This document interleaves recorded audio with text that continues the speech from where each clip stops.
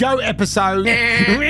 Ricky, the Hitman, Hatton! Criminal connection. I mean, I never killed anyone, by the way, unless hit him with a body shot. I won the schoolboy, my first schoolboy title. They went out to the final and I knocked my opponents out. You don't have to take it off the hinges with everyone. You know, look at him, the little hitman here. Well, and that was it. Nas boxed Wayne McCulloch, I boxed on the undercard. Do you ever think, when I'm headlining, I'm going to come in on one of them flying carpets? I asked Frank about it one time. He said, no, we don't grass. It was a proper fight. Kostya was the number 2 pound for pound best in any weight division. With this little kid from the council estate. You're on the strip yourself and you've seen your name up in lights. They had the Quality Street Gang and they always just to be around boxing. You know, I don't care whether you're a Mayweather fan. He didn't have a good night. I was 100% when I was in training. Unfortunately, I was 100% when I was out of training. First one, he claimed that I'd put metal plates in his glove. That's what I call him, the Hitman. Gallagher walking up and down the ring going, New Yorker of Italian descent. Lim, we don't want to be sleeping with the fishes, mate. No Billy Graham, no mum and dad. I didn't care whether lived or died.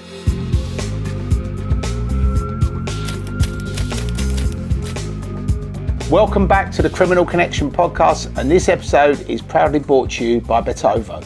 Before we get stuck into this week's episode, we're going to give a big shout out to our sponsors. Our amazing sponsors, IME, have created this fabulous portal which will allow the Criminal Connection podcast family to connect directly with the show and with the Podfather. You can upload your video messages and you will get a response. So anything you want to know, whether it's about movies, about me, about the show, about the guests, about any stories, about any conspiracy theories, anything you want to know, send us a video message. We're then going to select a selection of these and we are going to do a live Q&A video and we're going to be posting that on YouTube with our sponsors, IME. To start sending your videos over, click on the link below, get involved. It costs $0 to set up the account. So make sure you get involved. It's a simple process and we will look forward to answering your questions on the Criminal Connection podcast through our sponsors, IME.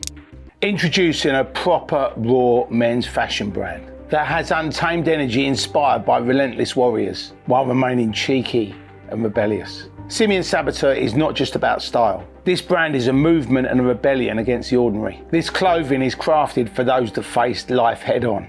Our new collection fuses classic design with modern edge. If you want to express your true warrior identity, strength and boldness, then join our tribe of real modern men. Make sure you give us a follow across all our social media platforms. To be the first to sign up and explore our collection of activewear, casual wear and statement pieces so you can feel totally unique. Launching soon, Simian Saboteur, where style meets spirit. Together we will redefine men's fashion. Make sure you check our social media links below. This podcast is sponsored by Income After Sport, a specialised platform dedicated to athletes and entertainment professionals, building them income-generating property portfolios for when they retire. I want to say a big thank you to Ronnie, who heads up Income After Sport. If you like to give Ronnie a follow on Instagram, make sure you click on the link below to keep up to date with UK property investment news, education and how investing in property works. He's made a lot of people a lot of money. Make sure you give him a follow. So if you'd like to find out about any of our fabulous sponsors, make sure you check out the links in the description below.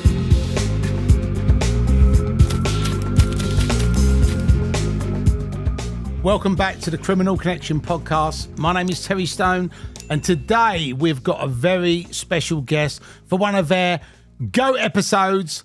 But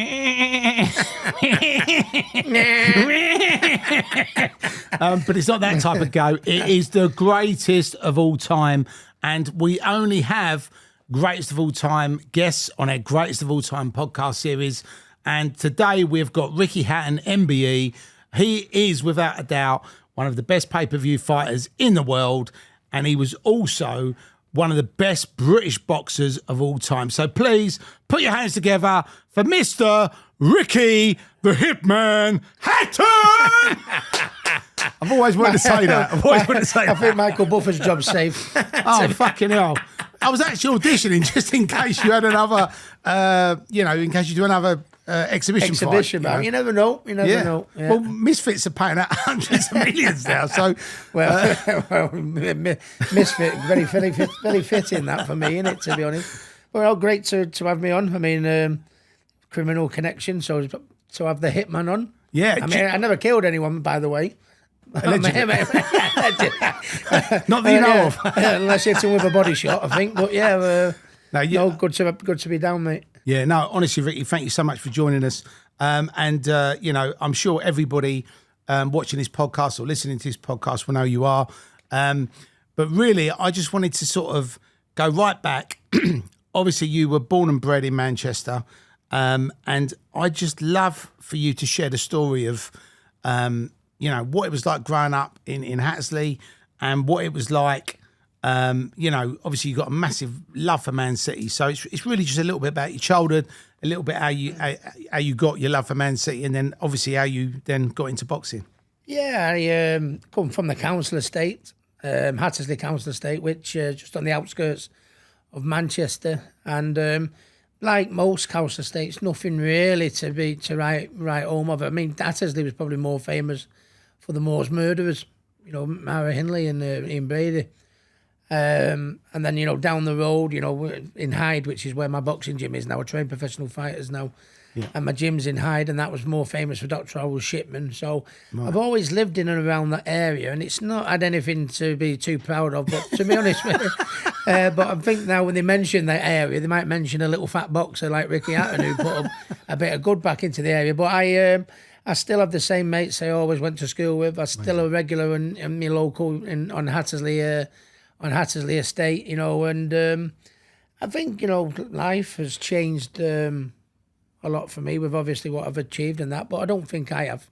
I don't think I've changed. I still go to the match, still go and play darts in the pub with the lads, my local, you know what I mean? And even though life's changed, I don't think I've too changed, and I think that's what people liked about me. Yeah, absolutely. And when you, was it Man City first, then boxing second? I was into, believe it or not, I was into Bruce Lee first. When I was a real youngster, when I was about 8 years of age, I was into Bruce Lee films. So did you ever learn the 1-inch punch? Yeah, always wanted to do that. Yeah. But I started kickboxing first, right? And because I was into the Bruce Lee films, but I was always been a little short ass, to be honest with you. So you know me. I was getting my teeth kicked in, put it bluntly. I've only got short legs and that, Right. But my talent was clear, was with my fists. Right. So I was trying to get close, to my opponents, and they were like, couldn't get near them. They were kicking me head in. So my kickboxing coach said, "Why don't you go over to the boxing show and give that a go?" And it was the best thing I ever did. I never really took it too seriously at first. I thought I'd just go over there for a laugh. A few of my mates that went to school with, they used to go there and that. And the first time I went sparring, and I think that's the case for most boxers, the first time I went sparring, they say to you, with boxing, you either love it or you hate it. The first time you get one on the nose or on the chin. Yeah. And I went to the gym just for a laugh, and I got in the ring sparring, and this fella digged me. This lad digged me. And I thought, you fucking I thought, I'm having you. You wound me up. And but when I went down there, there was fighters that were getting the better of me at first because I had only just started, and they'd had a few fights under the belt. But then I thought, I had this attitude, I'm going to get the better of you. If it don't kill me, I'm going to get the better of you. You know what I mean? So you go there training every week, and eventually got the better, and I was hooked then. Wow. I was hooked then, yeah. Do you know what? When you mentioned that Bruce Lee stuff, obviously I grew up watching them Bruce Lee movies, and I actually remember them being like unbelievable. And I actually watched one the other day and realised how fucking terrible they were. I mean, the way that they dubbed the thing, when the people you bastard. Bit like me and you after a few pints. The best one is when the guy's doing all the stuff on the bag. Do you remember that one? I think it was Game of Death. And he's going, wah. And Bruce Lee just stands there and he goes, "Bags, don't hit back." Yeah. There was so many. No. But what was it, Enter the Dragon, wasn't it? When he chucked this little piece of wood, didn't he? Boards, don't hit back. Oh, was it boards? Yeah. I thought it was bags. Yeah. But he was right, wasn't he? Because he knocked the shit out of him, didn't he? He did.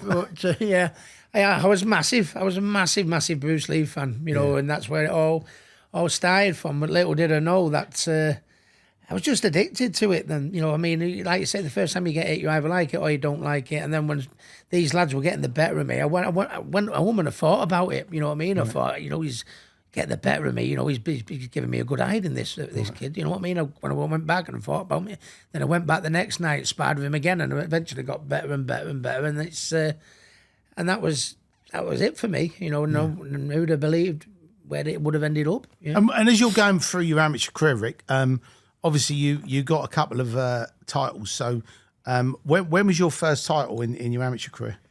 Well, I won my first schoolboy title when I was 13 years of age. And I won, and I knocked everybody out in every round. You know, I mean, at first you'd do the East Lancs and Cheshire, which is like the Manchester, Preston area, if you like. Then you do the Northwest, then you do the North of England, and then the North fight the South and that. Right. And in every single round, right up to the final, and I knocked my opponents out. And then I shortly after that, I got picked to box for England schoolboys and go to Russia. Wow. For England schoolboys versus Russia schoolboys. And I think that's when, when I said earlier that I didn't quite take it too seriously at first, but that's when I first started taking it seriously. And I thought to myself, God, if you're boxing for England, you know what I mean, you must be doing something right. You know, you got half a chance at this. And that's where it all stemmed from. And them Russian kids are fucking hard, though, aren't they? Yeah, they were hard. I mean, to be honest with you, we went there and I was fighting at welterweight at 14 years of age. So I've always been a little bit of a fat lick with shit. Right. I was 14 years of age boxing at welterweight. I won my world title at 10 stone, welterweight. But I went to Russia and I boxed a Russian champion at welterweight, beat him. And then because I was there all week, I lost that much weight because the food wasn't the best. And I ended up beating the light welterweight champion as well in Moscow. It's great times. But I was also doing a little bit of football. As well, I was playing for my county, which was Tameside Boys, and then I got picked up playing for Tameside from Man City for the Man City School of Excellence. Wow. I was at the City School of Excellence when I was 13, 14 years of age, so everyone was like, because it was mainly a football family. My dad used to play for Man City in the reserve team when Malcolm Allison was there with Bell Lee and Summerby in that era. He never got in the first team, but he played in the reserves. So when I went to the School of Excellence, everyone must have thought that's where the boxing's gone now, because no one in the family had ever done boxing. And when I started doing the football, but I think I just stood out on the boxing a little bit more than the football. You know, I knew there was lads in my group at City where I thought, oh, they're going right to the top. They were better than me. Well, people probably maybe said the same thing about me in the boxing gym. Do you think if you hadn't found the boxing, Rick, might have gone into the football? Or? Yeah, I think I'd have done. I think I'd have done all right. I mean, in my groupie, if you like, was Jim and Jeff Whitley, and they made it into Man City's first team. So there was always a chance I could have gone down that line, but I think I just stood out that little bit more in the boxing. To be honest with you, I mean, I was aggressive right from the start, and as an amateur boxer back in the day, they were all upright and like that one. Then all of a sudden you got this little whippersnapper coming in, slipping and rolling and throwing body punches. And I was knocking people out in like a minute, 30 seconds, 40 seconds, every fight. Do you know what I mean? It's and I just stood out, you know. So I mean, as much as City ended up letting me go from City, because they just said, listen, Ricky, you know, we've just not seen enough of you. You know, you've been here, we're impressed with what we've seen. But because you're concentrating on your boxing, you know, you're going to this show, weighing in, trying to get fights and that, we haven't seen enough of you. So they let me go, and that made me mind up to go with the boxing then. Wow. And, you know, you could have been Rocky Hatton, but you was the Hitman Hatton. Where did that come from, the name? My first coach, Ted Pete, God rest his soul, was my first amateur boxing club that I went to, the Louverlight Boxing Club, which was in Hyde. And first time I went in, he just said to me, he said, hey, Rick, it's Richard it was back then. Richard. Richard Hatton, MBE, sounds quite cool, yeah. Vicky. So, and he turned around and he said, oh, this is your first night, Richard. He said, so just, you know, there's where the gloves are. You go in the bag, have a little bit of a mess around, get used to and come back on Friday and we'll do a little bit more. And I just got these gloves on and went on the bag, and I was knocking like 10 bells out of the bag and like that, and he'd come in and he just stood and watched me, and all the seniors, because it was in a gym in Hyde where there was 2 squash courts either side, you know what I mean, we had the bags in there and the boxing ring was in the other one, and then you could hear this thudding on the bag, so all the seniors must have thought, you know, who's that in there? So they all walked through, and went, oh my God. And then Ted Peake just turned around and said, look at it. I went, hey. He went, hey. You don't have to take it off the hinges with everyone. Hey, he went, look at him, the little hitman here. Do you know what I mean? And Hitman, that was it. Hitman went with Hatton, because of me aggressive nature, and that's where it come from. Yeah, I'm pretty sure. I mean, obviously, I didn't know anything about you, about your amateur career, because I was always following the pros. But I remember when you first started fighting, and I always used to follow Frank Warren and Barry Hearn. So I'd always follow Barry Hearn's fighters and Frank Warren's fighters. And obviously, when you popped up, I was like, fucking hell. It was kind of like, it was like sort of like, you remember, like, obviously people like Thomas the Hitman, Hearns, Marvin Hagler, fucking all the, I Mike Tyson, all the people actually getting there, and you knew someone was gonna get smashed up.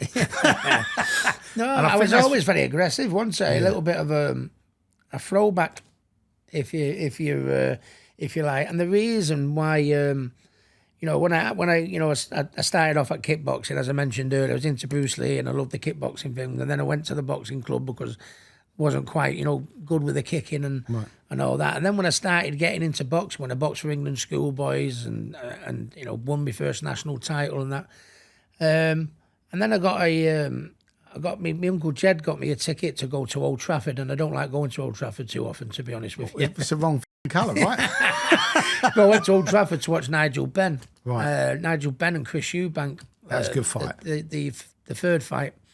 And it was at Old Trafford, 70,000 fans, 65,000 fans or whatever it was. And we was at the back, you know what I mean, in the cheap seats, and they were that big in the ring. But and they had a big screen up, and and Nigel Benn was always my cup of tea. I mean, I'm a big admirer of Chris Eubank. If you're a boxing fan, you got to admire Chris Eubank. But my cup of tea was that nutter. Right, Nigel, Nigel, everyone, every puncher, a fight ender, and I just used to look in the stand, and I used to hear the crowd roar, and I used to think to myself, oh, I'd give anything to be in this position one day, hearing the crowd, the noise, roar like that, as Nigel was walking to the ring. And just when I used to look, out to the left and to the right, and some of the people in the stand, and how the passion they had in their eyes, the love for Nigel. Nigel's walking to the ring, and he's like that, and everyone in the crowd, come on, Nigel, and I was thinking, oh, I want a bit of this. Do you know what I mean? And then I was hooked then, to be honest with you. And it was Nigel Benn that got me into it, started taking it a little bit more seriously again.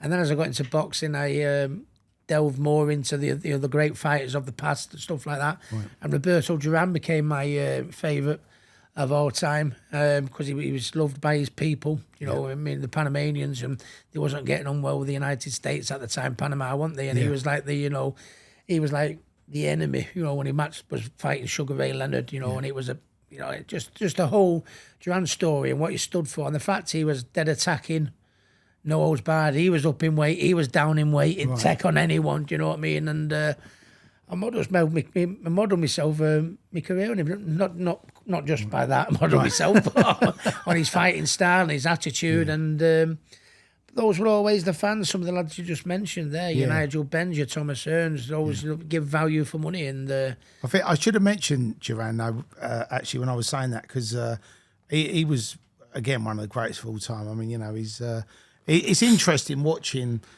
boxing because I've followed your career. As I said, I've followed all of Frank Warren's fighters because he always seemed to get Pete, and you knew if Frank had taken somebody on. Frank was the biggest man in promoter in the country. It still is one of the biggest promoters in the country, And Barry's passed on the torch to Eddie. Eddie's doing a great job at Matchroom. But I signed with Frank Warren when I first went professional.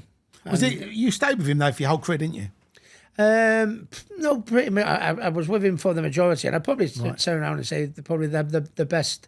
Well, certainly the best night of my life was certainly with Frank Warren, the Kostya fight, which was in Manchester, which nobody expecting me to win. Then I moved to Dennis Hobson, and had a few fights with him, and then when I went to Las Vegas and the Mayweather fight, and that was I worked with Golden Boy, but I've Frank Warren, great, and still get on well with Frank now to this day, and Frank, the master at bringing fighters through, at that really young age. I'm not saying that Barry couldn't, or I'm not saying that Eddie can't now, but he was always got the right opponent at the right time for you, put you on the right bills. I was very fortunate to fight a lot of Nassim Ahmed's undercards, fought at Madison Square Garden in my second pro fight. I mean, just 18 years of age. Like, wow. Oh, yeah.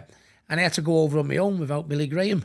I was 18 years of age because Billy had a lad fighting on the same night in England as I was due. So I had to go over there on my own, talk about character building. But I mean, and then I went to Atlantic City when Naz boxed Wayne McCulloch. I boxed on the undercard there. And when Naz boxed at the Manchester Arena and, give me great building fights for me confidence, because I mean, for when I eventually got up to. Did you ever think when I'm headlining, I'm going to come in on one of them flying carpets?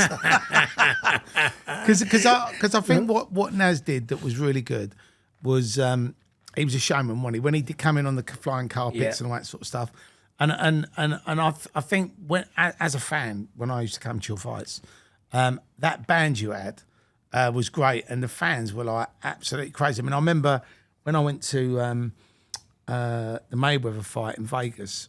I remember on the plane, everybody was fucking singing. It's only one. Probably for like 11 hours of the flight. I think if there was a time machine, I could go back in time. You know what I mean? I'd like to go back in time to the Mayweather fights, and like 40,000 fans going over to Las Vegas to do it, and everyone's on the piss, you know what I mean? It was mad. And everyone was saying on the plane, you know what I mean? It's, fasten your seatbelt. There was none of that, you know what I mean? Everyone's singing, everyone's laying the aisles pissed, like that. And I think to myself, God, I wish I'd have, because people tell me, oh, Rick, you had to be there on the plane. That was a default setting. You had to be there in the casino, in the bars and everything. It was all singing, and the bars were running out of beer. You know what I mean? And I won't mind, I was in training. It was, man. Yeah, it was crazy. Brilliant times. And it makes me feel proud when people still come up to me now, and say, oh, I went to the Kostya fight, and oh, that Mayweather fight. I know you didn't get the result, but and the Malignaggi fight, that was good when you come out in the fat suit, you know what I mean? And that was funny. Yeah, that was funny. It's good memories. But I remember following your career up to that Kostya fight. And I remember, like, everybody was going, oh, he's bitten off. It's too soon. He's bitten off more than he can chew. And to be honest, I'd never really seen Kostya fight. I knew he was good, but I was like, my money's on you. Do you know what I mean? And you did it. And it's funny, like, anybody who is a real fan, whether it's football or boxing, when their guy wins, it is the best thing ever. Yeah, and it was a proper fight. You know what I mean? To be honest with you, Kostya was the number 2. At the time, pound for pound, best in any weight division. Probably go down as one of the best light welterweights of all time. That we've had. He was blasting everyone out, and everyone knew at the time I used to get cut into in my fights. And everyone used to say my defense was a little bit ropey. You know what I mean? And I'm going to walk on. I was open to the right hand, and no one had a better right hand than him. So I think everyone was behind me. In the heart. But up there, they were thinking, "Oh, this might go tits up." Yeah, I always used to. I mean, again, you was there, so you know better than me. But when you was fighting, it did look like whatever anybody threw at you, it just fucking bounced off. Oh, back in the early days, back around that era when it's fresh. But obviously, miles on the clock as you fight and your careers go on. You know what I mean? And when you've got a style like I was attacking, I'd always go for the knockout. As a body puncher. You know what I mean? And I wasn't like a master of defence like Floyd. Floyd was destined.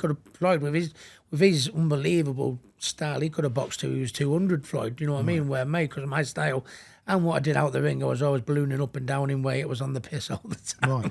Not all the time. That's not fair. But I mean, when I was out of training camp, you used to have a couple of Jaeger bombs before you got in the ring. Yeah. So it was. But I mean, back to the Kostya fight. Not many, to have someone, one of the best fighters in boxing, not just my weight division, in boxing, you know, they don't often come to Manchester and fight a Mancunian. Right. These, you know, for the town of Manchester, these nights don't happen too often, you know what I mean? But you met Kostya though before that, didn't you? Yeah, well, I went over to Las Vegas to watch Kostya versus Zab Judah when he won the undisputed title. And I think I'd boxed the week earlier against Eamon McGee or something like that, you know. So me and Billy went over to watch the Kostya Zab Judah fight, but because we just won the week before, so me and Billy saw it as a weekend on the piss. Right.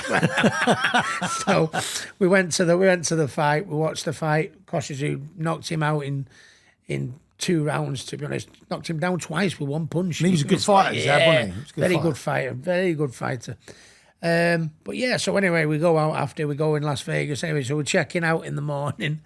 And all there with the black Kostya team tracksuits on Team Zoo. And I walked over and I went, Billy, there's Kostya. And Billy went, oh, wait, I'm going to go and congratulate him.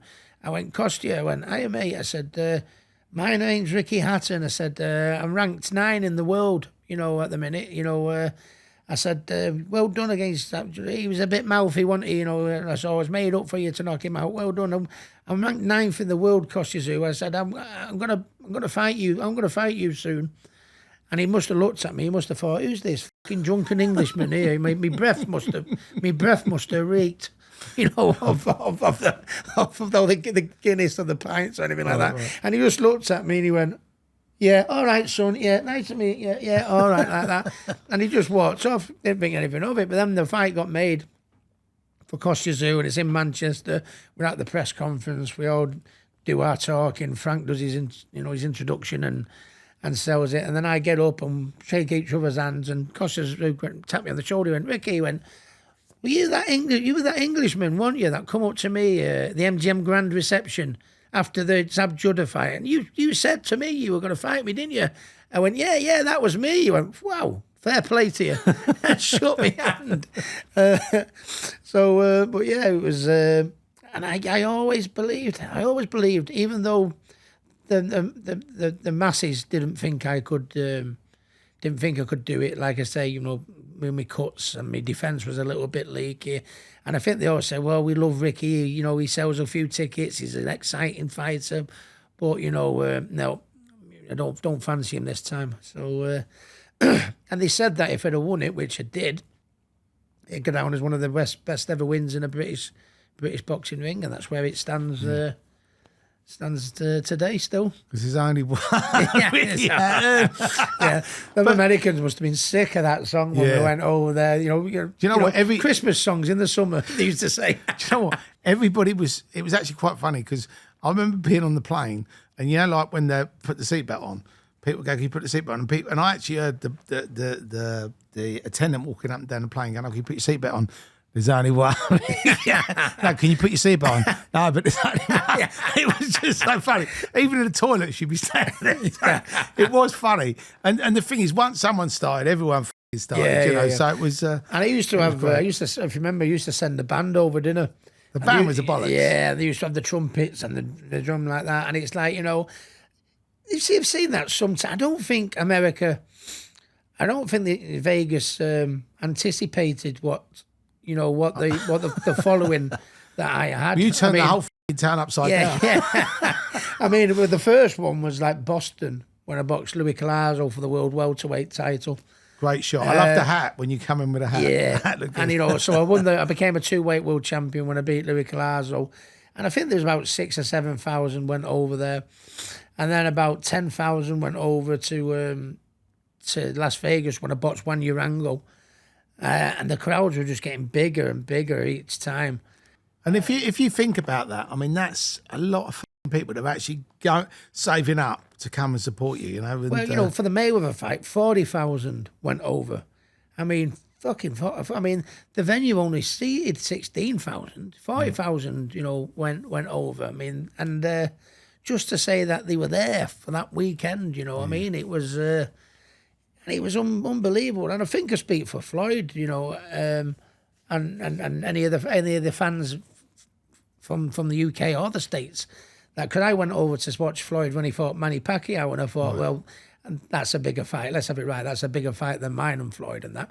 But I'm talking about the actual atmosphere, of, like in the bar and around the casino and around the clubs and down the strip and everything. For that weekend, I don't think Vegas has ever seen anything like that, and I don't think they ever probably will again. To be honest, it was unreal and made me so proud, to them come over. I mean, 40,000 don't go to the fucking World Cup to watch England. 40,000 come and watch this fat little shit. Do you know what I mean? It was unreal. Do you know what? I suppose in hindsight, what you should have done is gone around all the casino and said, listen, mate, I'm going to fill up your fucking casino. Yeah, put me 10%. Yeah, put my purse on Floyd. It was brilliant.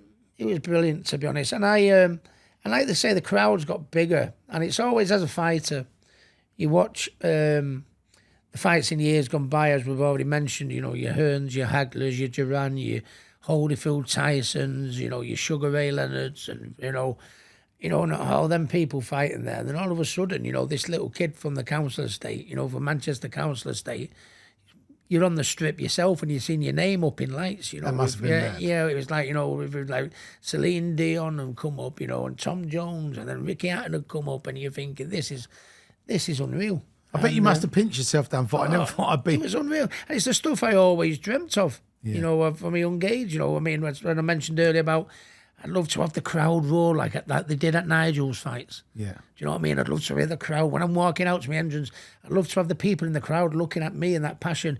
Well, in the end, Nigel's my hero, as I've always mentioned. He always will be. The likes of Frank Bruno, he's my hero. Yeah. I mean, God, and I think for the record, I think Frank previously took the most fans over for his fight with Tyson. Yeah. I think he took 10,000 over. And when you think of the ones that on a regular basis, how many I took over, when I think I took over more than my heroes. Wow. And that's the one I'll always have to itch my head at. Right. You know what I mean? What they coming watching me for? Because Nigel and Frank will always be my heroes.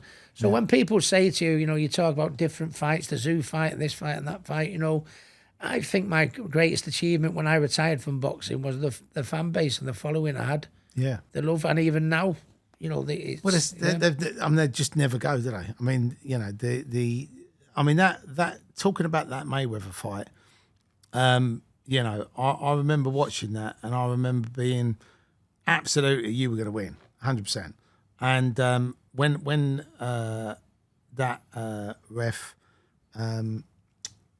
Joe Cortez. He didn't let you fight, and I remember watching that, and when they do the stuff in the corners where your corner's there talking, and they kept saying in his corner, Ricky can't fucking, I can't get him off, and I was thinking, well, you're not actually letting him fucking get on you, right? So if you'd have actually been out of that box your fight, I'd stand by it. You'd have done him. I turn around, Craig. I don't want fight fans to think I'm bitter, or anything like that. And people turn around and say, well, you'd have won if you hadn't been for the referee. I prefer to refer to it as he had a bad night. The referee had a bad night, rather than me. I'd have won if it hadn't been for the referee. Because I think, if you look at it from that point of view, I don't care whether you're a Mayweather fan or whether you're an anyone fan, he didn't have a good night. Right. Do you know what I mean? And I'm not saying, if there'd have been a different referee, I'd have won. Do you know what I mean? I'm not saying I'd have won anyway. Right. What I'm saying is, he didn't have a good night. Whatever chance I had, right, it went out the window. The minute the referee started performing like he was performing, because he didn't let the fight flow. He did in the previous fight with me and Jose Luis Castillo. Yeah. He just stood back and just let us go at it. And you know what? I mean, even if you're a Floyd fan, and I don't want to be hypocritical and say this, and the referee's the reason why I got beat. I'm not saying that. I might not have won anyway. What I'm saying is he had a shit night that night. Ricky. Did he referee it? Right. Impartial? Did he referee it? Did he do a good job? No. I'm not obviously in your team, right? But he didn't have an off night. I think I bet some fucking paid him off, to be honest. I'll be honest with you. Because like you said, when you had that fight with Castillo and he let you fight, and then all of a sudden, every time you got close to him, he's like breaking you up. And you know, I understand that you have to be... I think the worst thing in the world is when somebody makes an excuse from losing. Listen, that's right. But as a fan, that's what I took from it. It's Floyd Mayweather, isn't it? Do you know what I mean? At the end of the day, you know what I mean? If I start going out walking around and saying, "Oh, they only had to beat Floyd Mayweather if it weren't for that referee," people will go, "Fuck, Vicky."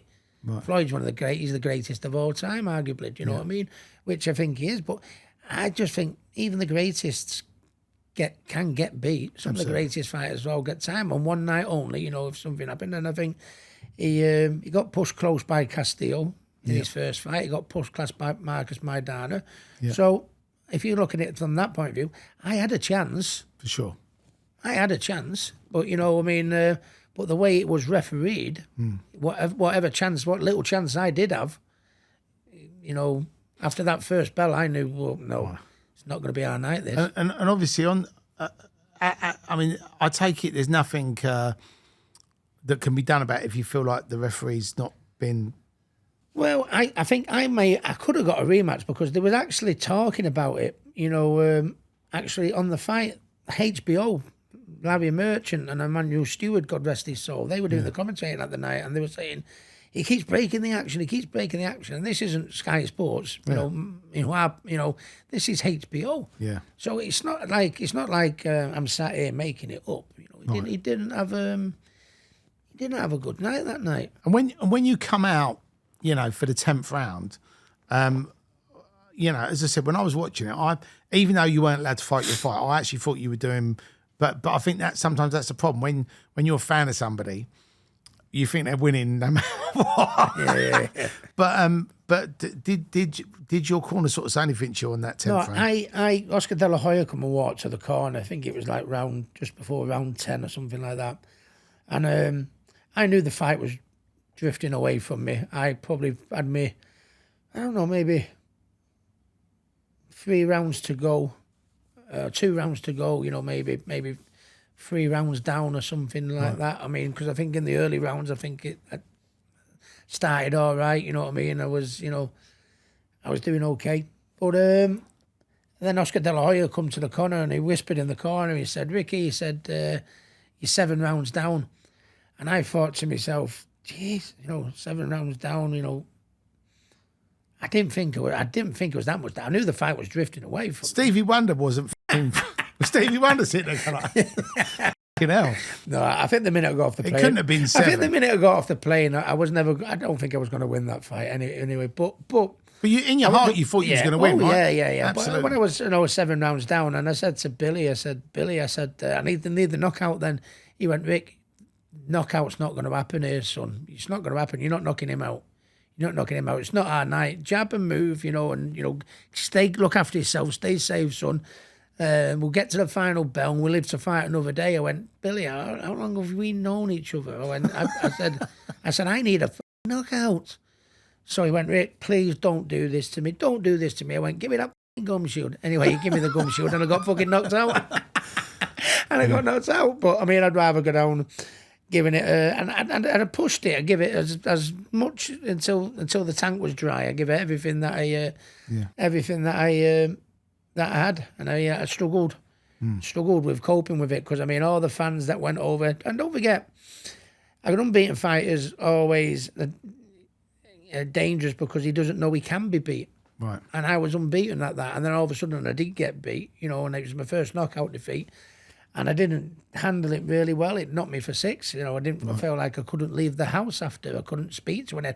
I couldn't walk down the town in my home street. I thought people were laughing at me, you know, and that's a little bit of inside my head that I've always struggled with. I've had this, you know, I've always had this little dickhead on the shoulder that's gone, you know, people are laughing at you and this, that. And they wasn't. You know what I mean? The people were dead proud of the performance that I put in. But it was just... you know, I did it in my heart, you know what I mean? People would say, "Well, it's Floyd Mayweather, Ricky. You've nothing to be ashamed about." Don't matter whether it's Floyd Mayweather. I thought I was going to win. I was unbeaten. I thought I was going to win. I suppose when I didn't, it was bad. It's difficult, though, for somebody who's not an undefeated world champion to actually, understand that. Do you know what I mean? Because if they were in your shoes, it must have been like your wife running off with the fucking postman, or coming home and finding your house burnt down. It was terrible. It was terrible. And I had the chance. To imagine that, making history. To be a Brit, that would be the first best pound for pound fighter. in the world. You know what I mean? And I thought I could believe it. And I mean, I saw. So I knew it was going to be hard. I knew it was hard. I mean, and it's the first fight I've come out of the changing rooms in all my fights, and I was like feeling sorry for myself. I thought that referee's had me over here, but it's the first time I've come in the changing rooms, and I've sat in the changing rooms after, and I've just sat there, and I thought to myself, and my dad come in at the time, and Billy Graham, and you all right, Rick? I went, hell, I said he was good. Right. Never mind the referee. He was good. You know what I mean? Right.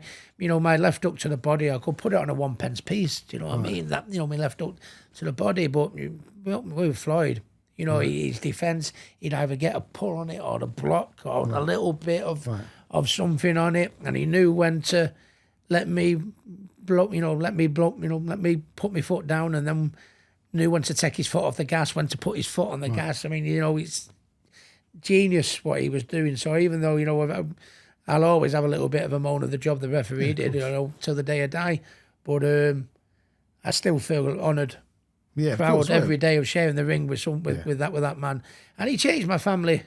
He changed my life. I mean, I'd always been successful, and I had a few quid in the bank, and I'd achieved my ultimate goals. But life changed very much when I met Floyd Mayweather, and I'm for my kids and their kids. What was the thing that annoyed you the most about him? Was it when he turned up with that Man United shirt on? Was that when you thought, "What, I'm fucking have you?" Yeah, no bed.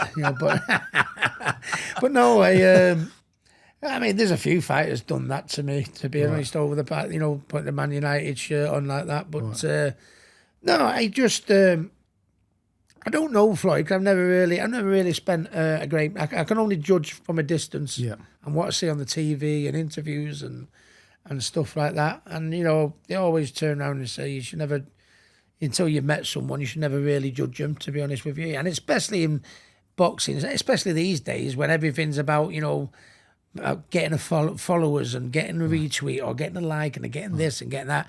Everyone's trying to sell themselves. Do you think? After it might be all right. I don't know. But after being obviously on a press tour with him and fighting him, did you get inspired to become Money Hatton and start walking around the council estates in Manchester with guns shooting dollar bills? If I went somewhere, if I went, because he's from the same, the projects. I think they call them in the states, so we call them council estates, but it's the same thing. And from them areas, people haven't got a pot to piss in. They haven't got money to put the heating on. They haven't got money to put, to pay for the electric. They probably never have a holiday their whole lives. Right. And so I don't think they'd expect, I don't think people like from Hattersley Council Estate would appreciate me walking in the pubs with, hey, get the beer in, it's Money Hatton in the house. I could see you, one of them fur coats, fur hats. You like the guy out of American Gangster. If I went to a pub in Hattersley and said, it's Money Hatton, get the beer in, I'd get a pint pot in my head. I would do, you know what I mean? And I think that people must feel the same when, when Floyd is sort of like, he's from the area where he's come from, he's where people are struggling. You don't want to see him walk in with his fur coat and fur hat, do you? You know what I mean? That's just my opinion. Just my opinion, yeah. And obviously, boxing's always had an association with crime, organised crime. I don't know if you ever watched that film we made Once Upon a Time in London. It was about Jack Spott and Billy Hill, and there was a character in it called Bobby Warren who was related to Frank.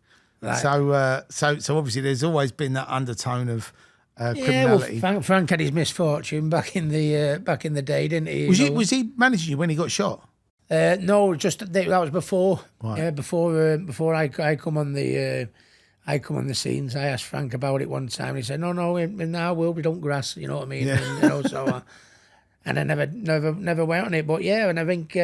But did he? There's all in Manchester. There was loads of Manchester. They had the Quality Street gang, didn't they? And they always just to be around boxing. Do you know what I mean? You know, the Jack Trickett had a pub and he used to manage Mike Brodie, a friend of mine, and that. And then I opened a bar one time for Jimmy the Weed in Fuengirola in Marbella, you know, and it just I don't know. It just seems to be the following with boxers. I mean, you know, they know all the. You know, like none more than the Craze, weren't they, back in the day? The East End villains. They're always surrounded, like being surrounded by boxers. I don't know what it was. Because we have a mutual friend, Jimmy Riley. Jimmy Riley. I went to his funeral. Yeah, great God rest guy. his soul. Great guy. But he was always he had that WBC ring. That he bought. I think it was from Frank. I can't remember what it was, but it was. There was a history behind it. But was he a boxer as well? I think he did do a little bit. He would have done a bit along the way. But he actually sponsored the Phoenix camp, which was in Salford, which was what me and I trained with Billy Graham back in the day. Yeah. And we had mutual friends in Marbella that we all used to do. So we used to see Jimmy a lot. We used to see him in and around the boxing because he used to sponsor the gym, and then we used to go to Marbella on holiday, and we'd have a few mutual friends. And Marbella was the place for the naughty boys back in the day, wasn't it? You know what I mean? I think I met Roy Shaw there one time in Marbella, and I think Lenny McLean. I think you were in the same in the same bar with us. Sinatra's, yeah, Sinatra, yeah. So. I think the best. There's always been that little, you know, yeah. My best Ricky Hatton story was when we was in. So my wife, we'd had our second child, and we was in Marbella, and the mother-in-law was looking after the kids, and I said, we're going to Nikki Beach, and obviously we've gone in there, bumped into you, we're all having a good laugh. And then all of a sudden, I just remember you getting bundled outside. Yeah. And then all you see was like, bang, bang, I can hear it, bang, bang, bang. Bundlers outside, and I'm going, I'm not done now. And they're like, no, get out. Because he said, Terry, you got to go. Yeah. And I was going, I've only just fucking got here. He goes, no, you've got to go. You've got to go. He said, we've only just got here. And I was going, I've not done. I said, I'm not done now. Went, no, get out. Can you hear that? You know, for a few drinks. Yeah. Can you not hear that, you pair of dickheads? Get out. We thought it was a firework display, yeah. But down in Marbella, obviously there was the MTK gym, which was obviously notoriously famous, and every single boxer from Tyson Fury to Billy Joe Saunders, I mean, everyone seemed to go there and train, and it was the breeding ground of champions. And obviously, you know, Daniel Kinahan was the manager, wasn't he? Or was he the? I don't know. I'm not sure. I think so. Yeah. Because I never met him, but obviously, you know, if you was in boxing, everyone knew his name. Before that, it was called Macklin's Gym, wasn't it?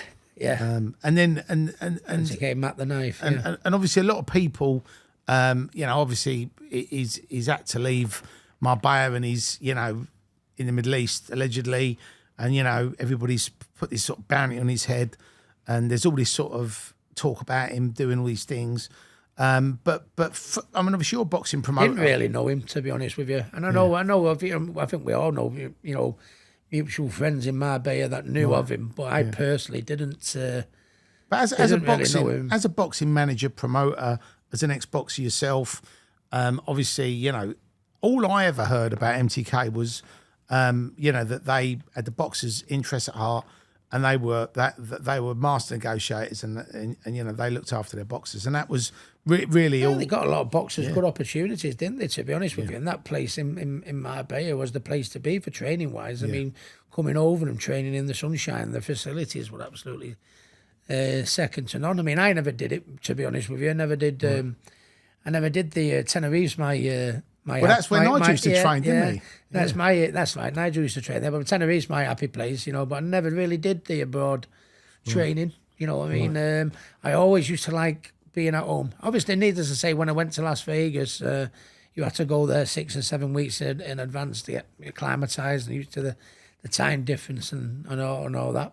Yeah. But and there was always fighters, weren't there? They always used to say, I had to be shut away, me, you know what I mean? I didn't like to see me missus, I didn't like to see me kids, you know. I used to kip on the floor. Do you know what I mean? But I used to like my family and me kids and me mates and not necessarily me mates, but I mean me home comforts around me. You know what I mean? I used to like go and train in the gym, working me knackers off. I mean, I think it would have affected me if I'd have been away from my kids and all, and for longer period than I needed to. You also lose a relationship from, don't you? Because you're not there. Do you know what I mean? And did you? Because obviously your boy Campbell's obviously turned pro and he's doing well in his career. Was he just literally watching all your? Did you let him watch your fights when? I don't think I had a choice, to be honest with you. I think when he got to, I think he was too young to realise just what Daddy was or what had achieved, or or anything like that. But then once he got to like a certain age, which was when I probably made me come back, when he started getting more aware, of what his dad had done and what his dad had achieved, and he started watching YouTube, and then he started watching me fight. And then he used to watch, all the fights. He was a big fan of Jamie Moore, he's a good pal of mine, and then just one day he said to me, "Dad, do you mind if I come in the boxing gym on Thursday and do a little bit?" And I thought, fucking hell, here we go. It started already. How old was he then? He was a late bloomer, Campbell. He was a late starter. I think he was only 13, 14, I think, off the top of my head. And he, I didn't want him to fight. You know what I mean? I did the boxing so he didn't have to in many respects. But if it's something he wanted to do, I'm not going to say no. I mean, it's like, I think, we'd all like to be a world champion, wouldn't we? We'd all like to be a champion. But I think, anybody who's done a little bit of boxing, whether you've had one fight or 101 fights, I think if you've done a little bit of boxing or a little bit of training even or anything like, or been around a gym, for any long period, I think you're better for it, because it's the type of sport that demands, respect, isn't it? To your gym partners or who you're sparring with or something like that. And it's how many. I wouldn't say villains or anything, but how many people who are going down the wrong road, who have gone into the boxing gym and channeled their aggression, and put it into something positive like boxing. How many people have been able to turn their lives around through boxing? So when Campbell wanted to, I'm not saying Campbell's a villain, but when Campbell, he could have been. When Campbell wanted to go and do a little bit of boxing, ideally I didn't want him to box, but I'm not going to say no, it didn't do bad for him. It would do him good in the long term. Yeah. I mean, I always thought when they stopped boxing in schools, I did think that was a bad move, because I do think one of the things boxing taught me when I was young was how to put your hands up, B, like you said, the respect, and also the discipline. And I think that's three things that people need: respect, discipline, and it's unfortunately the world that we live in now, isn't it? Because the intent is there for boxing, they forget the bigger picture. Do you know what I mean? Because the intent's there, to obviously knock your opponent out. But I mean, there's no serious damage ever once being done. You know what I mean? It's, there's like that respect, and there's and the things that you mentioned there. But let's forget now. I mean, let's have it right. They're not going to do boxing. You can't say this, you can't say that these days, can you? You know what I mean? You got to be so careful. You don't put your foot in it. But maybe not intentionally meaning anything by it. You've just got to be so careful. So I think boxing. I think having it in schools would be a great thing. But in this era that we live in now, that's not going to happen, is it? I've got a business idea for you, Ricky. Right? How about we set up? It'd be like Misfits, but it'd be a boxing competition, and it'd be for people that identify as dogs and people that identify as cats. We can have a fight. And see who. It might work now, Terry. It might work that now, mate. To be honest with you, because let's have it right. Whatever they put forward, it seems to be working now, doesn't it? Who's going to be the top dog? Who's going to be the top cat? Yeah. Let's get ready to rumble, and you can have them going. Meow. No, I mean, it's like we were laughing, don't we? It's like they got mixed martial arts versus rappers, and then you've got YouTubers versus boxers, and you've got you got Mike Tyson fighting Jake Paul, and and just you can put a label on anything now, and if it makes money, it'll get done, won't it? Which is a shame. I mean, when the Misfits thing started off, and then obviously people, a lot of the boxing sort of fraternity got very upset and said, "Oh, this is fucking stupid. It's ridiculing boxing. It's YouTubers fighting. It's not real boxing. Blah blah blah." The only thing that I thought was positive from it, I agreed with the comments, but I actually thought, well, actually, the kids now are watching YouTube. They're watching these influencers, celebrities, whatever you want to call them, and if that gets them More into people boxing, into boxing, you're probably and right, then they go, actually, I quite like this. Oh, who else? And then they actually watch someone who's an elite fighter, which is, Tyson Fury or Usyk or whoever. Then all of a sudden you go, fucking hell, wow. And that to me is great for the sport because it's dragging the fans in. Techers is inventing the future of trade tools. Clever yet simple and effective tools that will save you a serious amount of time and effort with their innovations. Priding themselves on being amongst the highest level precision engineers here in the UK and installing the highest standards of what they do across the board. They provide trade tools globally and are fast becoming one of the most hot and up and coming trade companies to watch out for. I can assure you, out of all of the current and new product releases, these are going to be things that you need to seriously watch out for. Keep your eyes peeled as Techers create solutions for problems that you didn't even know you had. You've either got Techers or you ain't. But if I was you, I'd make sure you do. Techers are also working on putting together an Inventors Corner via website or face-to-face sessions to encourage both young and old inventors. This will be a productive, confidential thinking space with other top-tier, like-minded engineers to provide help and guidance. If you want to find out any more about Techers, their Inventors Corner, or what they do, make sure you go below, click on the link and find out more. Your safety is our mission. At J7 Security Limited, we understand that your peace of mind is priceless. With expert security solutions and dedicated fire marshal services, we protect what matters most, your home, your business and your loved ones. Our trained professionals are here 24/7, ready to respond to provide a secure environment for you and your community. Choose J7 Security Limited because safety is not just a service, it's a commitment. Get in touch with J7 Security Limited by clicking on the link below for your initial consultation and take the first step to a safer tomorrow. I want to say a huge thanks to our sponsors, Fragrance du Bois. Now, for those of you that don't know about Fragrance du Bois, where have you been? It is one of the leading luxury fragrances, only available in Harrods, Selfridges and Neiman Marcus in New York. They've got so many different fragrances for men, for women. All of the fragrances are unisex, so make sure you get involved and sample the delights of Fragrance du Bois. For all the Criminal Connection podcast crew, we've got a special discount for you. 10% off. All you need to do when you click on the link below and choose your luxury fragrance is to put in CCPOD10 for the 10% discount. I don't see why they both can't exist. Them type of fights, because we're in the entertainment business at the end of the day, and as long as they're safely structured, so no one's going to get hurt or anything like that, I don't see why they can't. Like I say, and if they are YouTubers or wanting to get into boxing or want to do that, it won't do no harm. And I think because people said to me, "Oh, it's hurting boxing, all these fights." I don't think it's hurting boxing. I think boxing was hurting boxing because the big fights weren't being made. Do you know what I mean? True. You know what I mean? That's true. And that's why it's good that the Saudis have got Turkish sheikh has invested all this money, and we're getting Fury versus Usyk. You know what I mean? That was a good fight. You'd never think you'd ever see Frank Warren and Eddie Hearn on the top table together, working together, in it. But so it can only be good for boxing. I just hope that nice having the fights in Saudi Arabia, but it'd be nice to have some fights here now. For instance, we were talking earlier, weren't we, that if AJ and Tyson Fury do come off, and I hope it does for the sake of British boxing and that, the Sheiks can deserve to promote it because of what they've done for the sport, the bout, and what they're trying to do for our sport. But I think it'd have to be in Britain, wouldn't it? It'd have to be in England. Do you know something?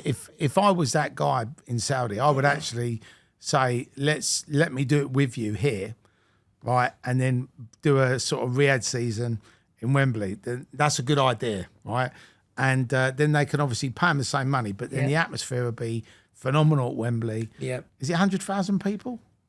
I think it'll be that, yeah. I mean, absolutely. that'd be great. Yeah. I mean, with that fight, I mean, obviously, Fury said he's going to activate the rematch clause Usyk. I mean, what do you think will happen in the rematch? Do you think Fury wins, or do you think it's going to be either way? I don't know, because Tyson's a very clever fighter, and so's Usyk. That goes without saying. You know what I mean? And I think it'd be very, very important that, because it was a close fight, I thought that Usyk. Sorry to say, I thought Usyk just pinched it, just. Yeah. But I think in the rematch, it will be interesting to see which fighter can learn most from the first fight. Yeah. Do you know what I mean? And how which fighter can adapt from the first fight and put into practice in the next fight, which might enable him to win, because they're both thinking fighters. And one of my mates from the Tyson camp, he said Tyson, he was close. It could have gone either way. But Tyson said to me he believes he's solved the puzzle. You know what I mean? And next time out, he'll get it right. And I believe him, because Tyson is a very, very, very clever fighter, southpaw, orthodox, fight up close, fight at a distance. You know what I mean? But Usyk, likewise, very, very clever fighter. You know what I mean? Fighters like Usyk don't come available that often, do they? Olympic gold medalist, undisputed cruiserweight champion, undisputed heavyweight champion. You know what I mean? Wow. I mean, I'll be honest with you. I didn't think.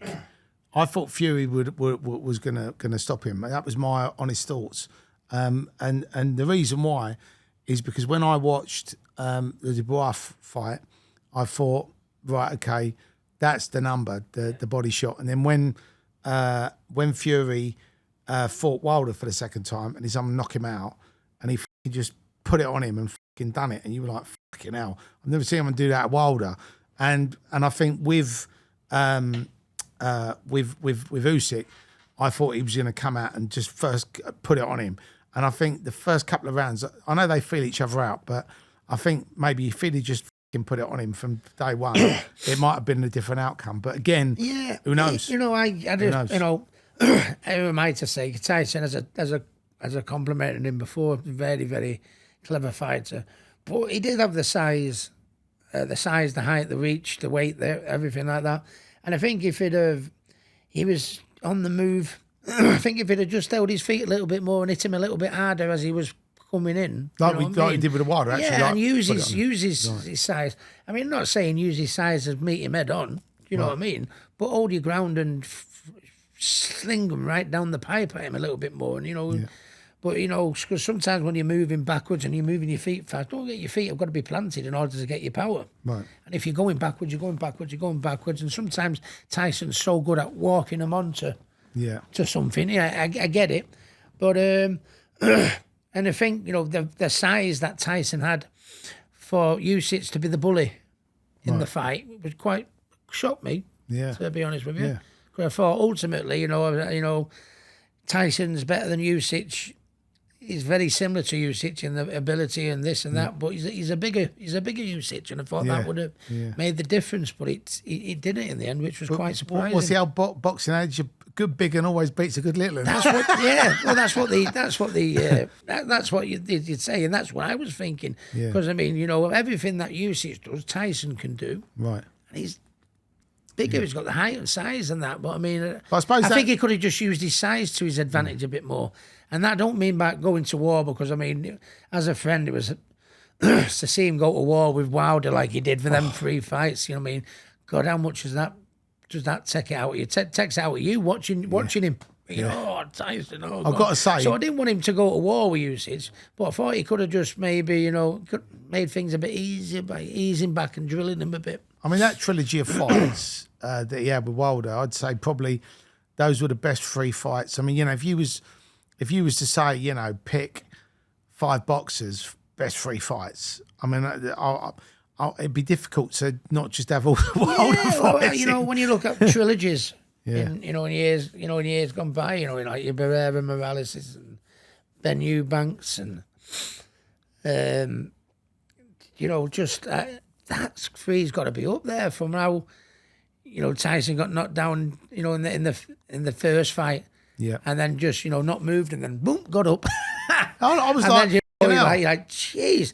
And then the second fight went an absolute up and down, up and down, up and down. But you know why Wilder got knocked out in the second fight, don't you? It's because the arm was too heavy. It wasn't anything to do with Fury. The suit was too heavy. And then in the first fight was the best one. The first one, he claimed that I'd put metal plates in his gloves. You done that, Rick? Yeah. That's why they call him the Hitman. But what was all that about? Oh, he's putting...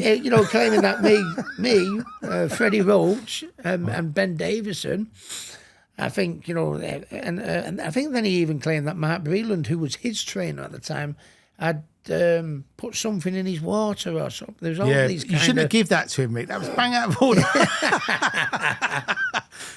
All these shouts were coming up from him, and I thought, good God, Deontay. He's one of just fucking goals I should be to go, mate, you lost. Yeah. But them trilogies, up there with some... when you look up the greatest trilogies of all time, you've got to stick that up there with him. Yeah, sure. Brilliant. Sure. And one thing I wanted to ask you, Ricky, when you was ruling the welterweight scene, there was nobody really that could touch you. What made you step up to welter? Was it just because of a weight thing, or just because you wanted to win at another weight? I wanted to do what my heroes have done and try and become a world champion at 2 different weights. And Billy Graham advised me against it. Billy, he went, Rick, you're 5'6", you're not tall really for the junior welter. Do you know what I mean? Right. Moving up, and obviously, when you move up with the smaller weights, for instance, bantamweight's 8 stone 6. Super bantamweight's 8 stone 10, so that's £4. And then super bantam's 8 stone 10. The featherweight's 9 stone, so it's £4. Do you know what I mean? When from light welter to welter's £7. Right. Do you know what I mean? So to move £7 and being as short as I was, Billy Graham said, no. And I went, well, I'd pretty much, and I was thinking that's where the money fights are, Floyd Mayweather and the other guys that were in it. And I thought, well, I'd sort of cleaned up at light welterweight. Right. This is what, the best way to go. And the fight came. And, for them, I could normally, even someone as formidable at Kostya, I could get up close and shove him and push him and mortal him and, a little bit like that. But, at welterweight, I got in the ring, went ding, ding, ding, went to shove him, and he didn't move. I went, shit. Got a long night ahead here. And just that, and it was like the fight went one way, then the other, one way, the other, and there was absolutely nothing in it. I think it was only I knocked him down in the first 10 seconds, funny enough. But I think it was only that first knockdown. In my eyes, after watching it back, I thought, I've won that, but it's only the knockdown was the difference. Right. There was absolutely nothing in it. And in fairness, the judging was pretty good because they give a unanimous decision, I think, by 1 point or 2 points, which I'd probably agree with that. But then after that, I thought to myself, listen, move back down to light welterweight. And I moved back down to light welterweight and made my Las Vegas debut against Juan Urango when I recaptured my IBF light welterweight title. And then I boxed Jose Luis Castillo when Marco Antonio Barrera carried me belt in. Wayne Rooney carried the belt in for me, and I come out with the sombrero on, I had some good entrances. They weren't as good as Nazi's. They weren't as flashy as Nazi's, but the end when that bloom come on, it was always. How did you let a traitor from Man United in your corner to walk you in? How did you let that happen? No, I know Wayne's he's a big boxing fan. And I've always respected him for what he stands for. There's no nonsense, no messing. What you see is what you get. Wears his heart on his sleeve, on the pitch. Granted, it wasn't for my team, but I mean, I used to, I had a lot. There was a lot to admire about, about Wayne, and knowing he was a big boxing fan. You know what I mean? And we'd gone out. It wasn't like we were on speed dial. Every night we went out with the girls on a couple of times here and there, and I really enjoyed his company. And knowing that he was a big boxing fan, having been out with him a couple of times, I asked him, "Do you want to carry the belt?" Knowing it would mean quite a lot to him, and he did. And do you know what, Rick? You missed a trick there, mate. You should have got him to put a Man City shirt on. You got to wear that team. You got to wear that Team HITMAN shirt. Yeah, put that on. Yeah. And then that set up a chance to fight Floyd Mayweather because I knocked him out in 4 rounds. And Castillo had previously gone 24 with Mayweather. Yeah. So that, needless to say, that set up my fight. And I'd already said that I didn't have a good experience at welterweight when I boxed Colazo, moving up that £7 of that. But I mean, if you get an opportunity to fight the best pound for pound fighter in the world, and it means moving up again, you got to do it, aren't you? That's what fighter's all about. And you know, when you said that you used to blow up in between fights, was that just because your thing was like work hard, play hard? So as soon as you've had a fight, you can have a little bit of fun, and then when it's another fight, then you go back into training camp, or it wasn't for like when I was doing my 4 and 6 rounders, just coming for the start of my career, where I mean, for my first fight, my first year, beg your pardon, I had 9 fights in my first year. Right. You know what I mean? So that's pretty much a fight every 6 weeks or something like that. You know, so I mean, needless to say, I couldn't have put that much weight on at that early stage of my career. But then, as I started getting to the world level, where I was only having like, you know, the fights were bigger, but I was only having like 2, maybe 3 fights a year.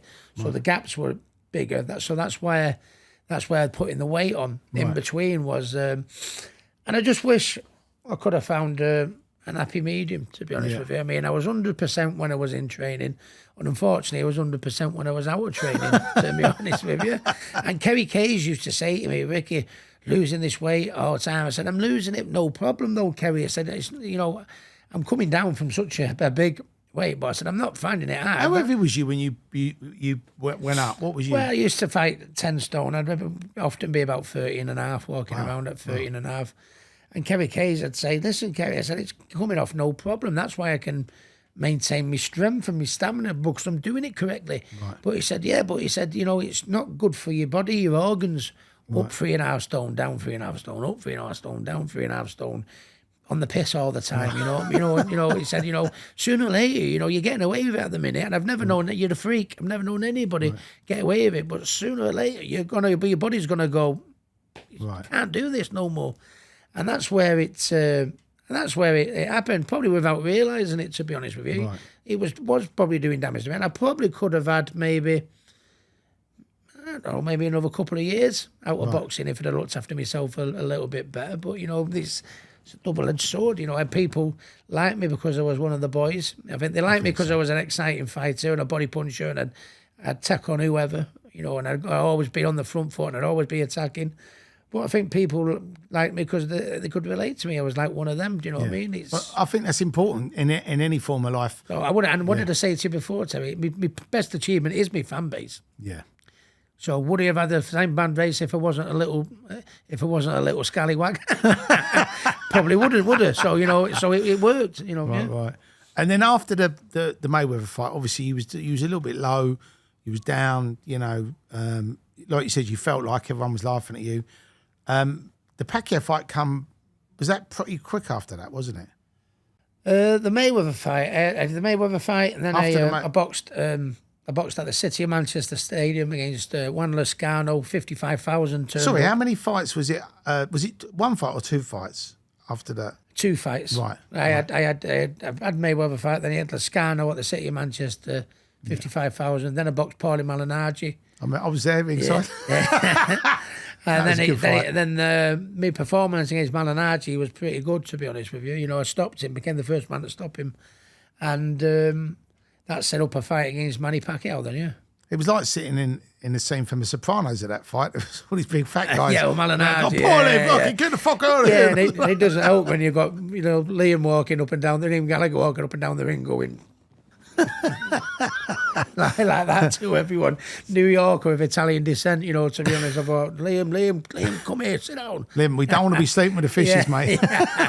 So, and how did the friendship with Liam and Noel Gallagher come about? Was that through the boxing or through Man City? I met them years ago when I was only 18. I was in a bar in New York, and it was just called the Irish Pub. Right. And it was up near the park up at the top in New York. And me and my mate, the first time we'd been in New York, so we're walking up and down Times Square, you know what I mean, going in and out, all the Irish. Didn't know where we were going anyway, so we always ended up in the same pub, this Irish pub at the top of the road. And we went in there one night, you know, and somebody turned around and said to me, "Oh, Liam and Noel come in here." I went, "Oh, right, do they really?" When yeah, then they're playing at Madison Square Garden. So when, oh, right, I didn't know. So the next night we came in, came in at the night, they're all there with City shirts on. So obviously they've been to the concert and everything like that. So we went in there for a pint in the afternoon because we were going to New York, a few days in New York, then going to Atlantic City, me and my mate, to watch Floyd Mayweather fight Tszyu Gatti. Right.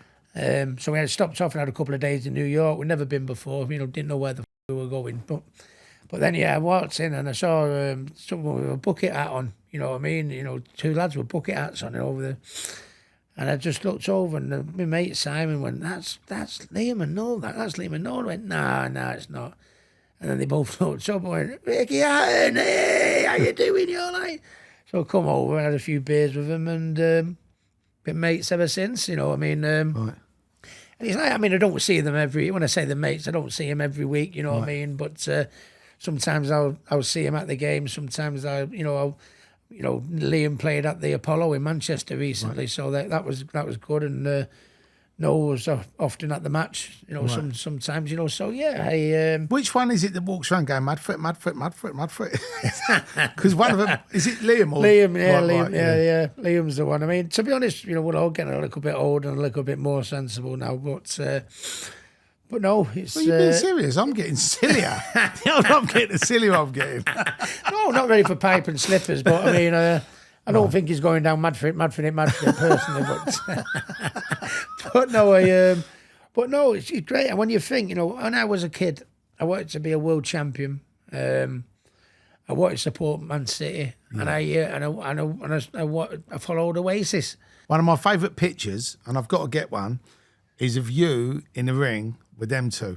Yeah. With the belts. That's a great picture. With the belts, yeah. Noel's got his hand on it like that. And Liam's got his fingers like that. I'm like that. And it was like, if one picture could sum Manchester up, it probably would do. But like you say, when I think I want to be a world champion, support City and follow Oasis, I became 4-time world champion, 2 weight divisions. I ended up boxing at the City of Manchester Stadium. Amazing. And Noel and Liam carried me belts in Las Vegas. So as far as, I'd like to have beat Mayweather. I'd like to beat Pacquiao, of course I would, but I didn't do bad, did I? If you look at Manchester, I think it's famous for Hacienda, obviously Man City, Man United, Ricky Hatton. And Oasis. Right, so there's 5 things. Well, there's Stone Roses Manchester as well. Stone Roses, Manny's a friend of mine. There you go. Yeah, Manny's a friend so of mine. So you've got 6. There's 6 things Manchester's famous for. Yeah. And the Smiths. There was the Smiths as well. And the Happy Mondays. Wow. And all this was going on at the same time in Manchester. Do you know we had Sean Ryder in the Rise of the Foot Soldier film? Really? Yeah. Did you see that one? Yeah, good lad Sean, yeah. Good lad Sean. And Bez convinced me to go on Dancing on Ice. Right. Bez, I thought, surely I can do better than this. Fucker. Was he like that with the maracas? Was he he had his helmet on and he was going like that. And I thought to myself, if Bez can do it, I can do this. So that's why I decided to go on Dancing on Ice. I thought I can't be as worse as Bez here. Right. So I went on it, and funny enough, Bez lasted longer than me in it. I was knocked out in the first round. Yeah. and then obviously.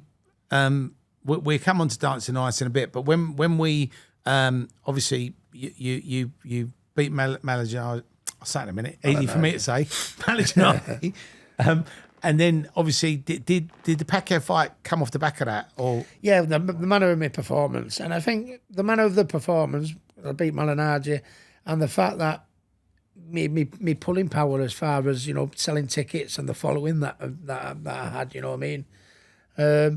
But Manny, I wasn't in a very good place at the time. I was thinking of packing the game in after the Mayweather fight, as I mentioned earlier. I was really down and depressed, and then I went to Las Vegas on a holiday. And the girl I was seeing at the time, I said, "You stay around the pool." I said, "I'm going to go and see Floyd Mayweather Senior." Lee Beard, who used to do a bit of training with our Matthew, used to coach our Matthew. So he used to do a bit of work with Floyd. He said, "Floyd's in the gym down the road. Why don't you go and show your face and just have a little chat, have a watch, see what you think?" And I went with him, and I went with Floyd. Went and talked to him, enjoyed it. And then the Malignaggi fight, the performance was great. You know what I mean? And then the Pacquiao fight, the training camp was a bit of a disaster. So Billy Graham, was he still training you then? Or was no, Billy Graham wasn't training me when then. did he? Was that after the After I boxed at Man City, right? Billy Graham was. It just Father Time had caught up to him. He was just full of injuries. He was having needles in his hands and needles in his elbows. You know what I mean? And he was struggling to get through body belt training sessions. You know what I mean? And I just said, listen, I'm thinking of packing it in, Billy. And Billy said to me, I think you should do, Rick. I think you should do. And I said, but I thought that referee, wasn't the best. I think, I had half a chance of beating him, and I'm not, So you may say I'm past it, but I mean, I need to find out whether I am, because I think to myself, under other circumstances, you never know, that could have ended up differently. Yeah. And then he didn't agree with me. I said, so we parted company and we fell out for a little bit. So it wasn't great. I was devastated after the Mayweather defeat, and then I boxed at Man City and I was back up mentally. Yeah. And then I got beat by, and then I fell out with Billy Graham and I was back down. And then for the Malignaggi fight, Nolan Liam carried the belt in, great performance, so I was back up. So who was in your corner for the Malignaggi fight? Floyd Mayweather Senior. Oh, so you had him on that one? Yeah.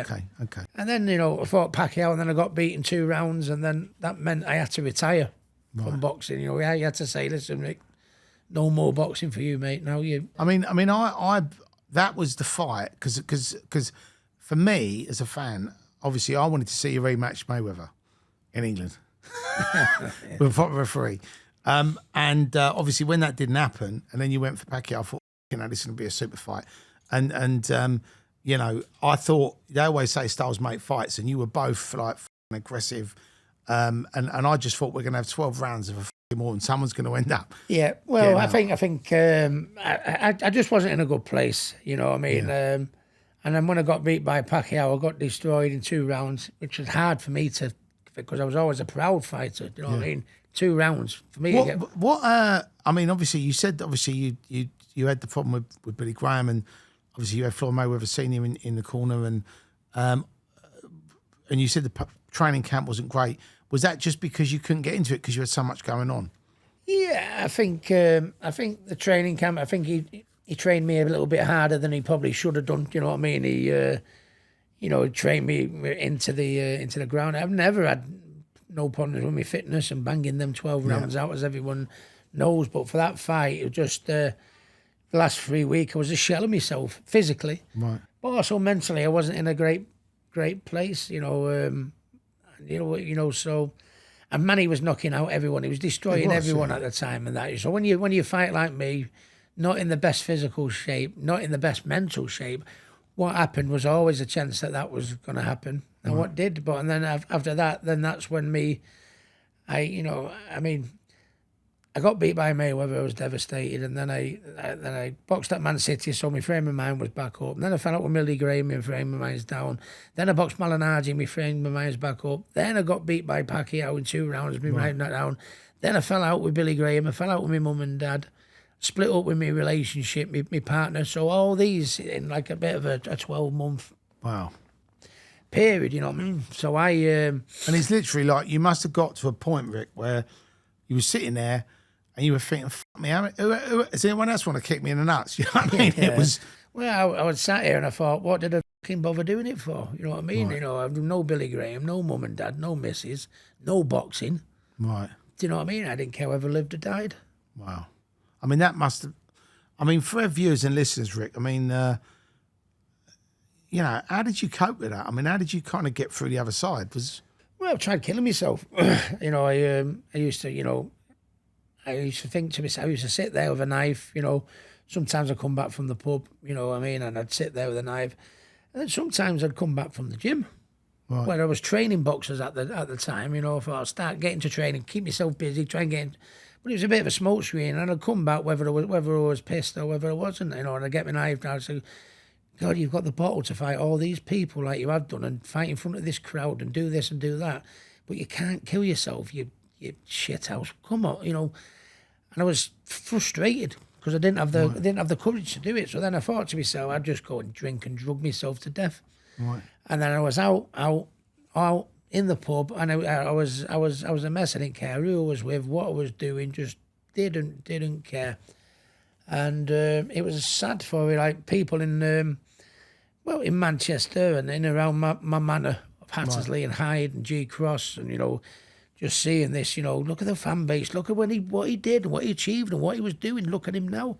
Did you have any friends that were like trying to help you, Rick, like grab hold of you and say? I have good friends. But I take it because you was on that. No, yeah, path. Well, I've got good friends, but if I couldn't walk into the vault in my local and go, listen, lads, can I share something with you? I'm crying every day and I want to fucking kill myself. You know what I mean? What do you think I should do, lads?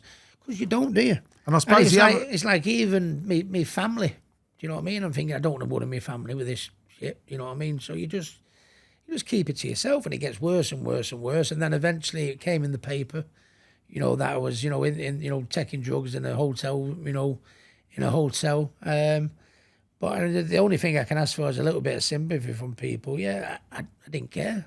Do you it was know a what? very, very poorly placed. I was a very poorly man. Do you know what, Rick? I think anybody who's followed you and supported your career, nobody wants to see anybody go through that. And I think, I don't think anybody would have blamed you for the course of action you took. And like you said, people would say now, "Oh, Rick, you should speak to somebody." But like you said, back then, mental health wasn't a thing.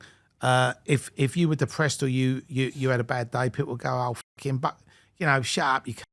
There was no sympathy, right? And like you said, if you talk to your mates, they'd be like, "What's wrong with you, mate? You're the world champion." Yeah. You know what I mean? They'd probably think you were fucking having them on. Yeah. Do you know what I mean? Well, in the end, I finally did get the courage to go and speak to someone. That's what saved me in the end. Did someone tell you to do that, or did you? No, I just did it. I just said, "Listen, I can't.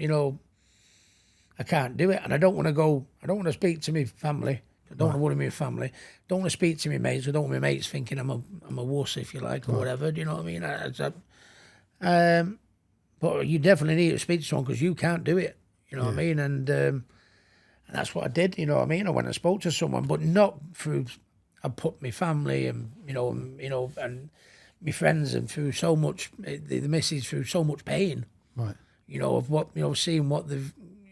What was going on. But I went to this place in Altrincham in Manchester, knocked on the door, this fell answered the door, fell on my knees, put my arms around his legs. I said, you need to tell me what to do, otherwise I'm going to kill myself. I said, I won't be here next week.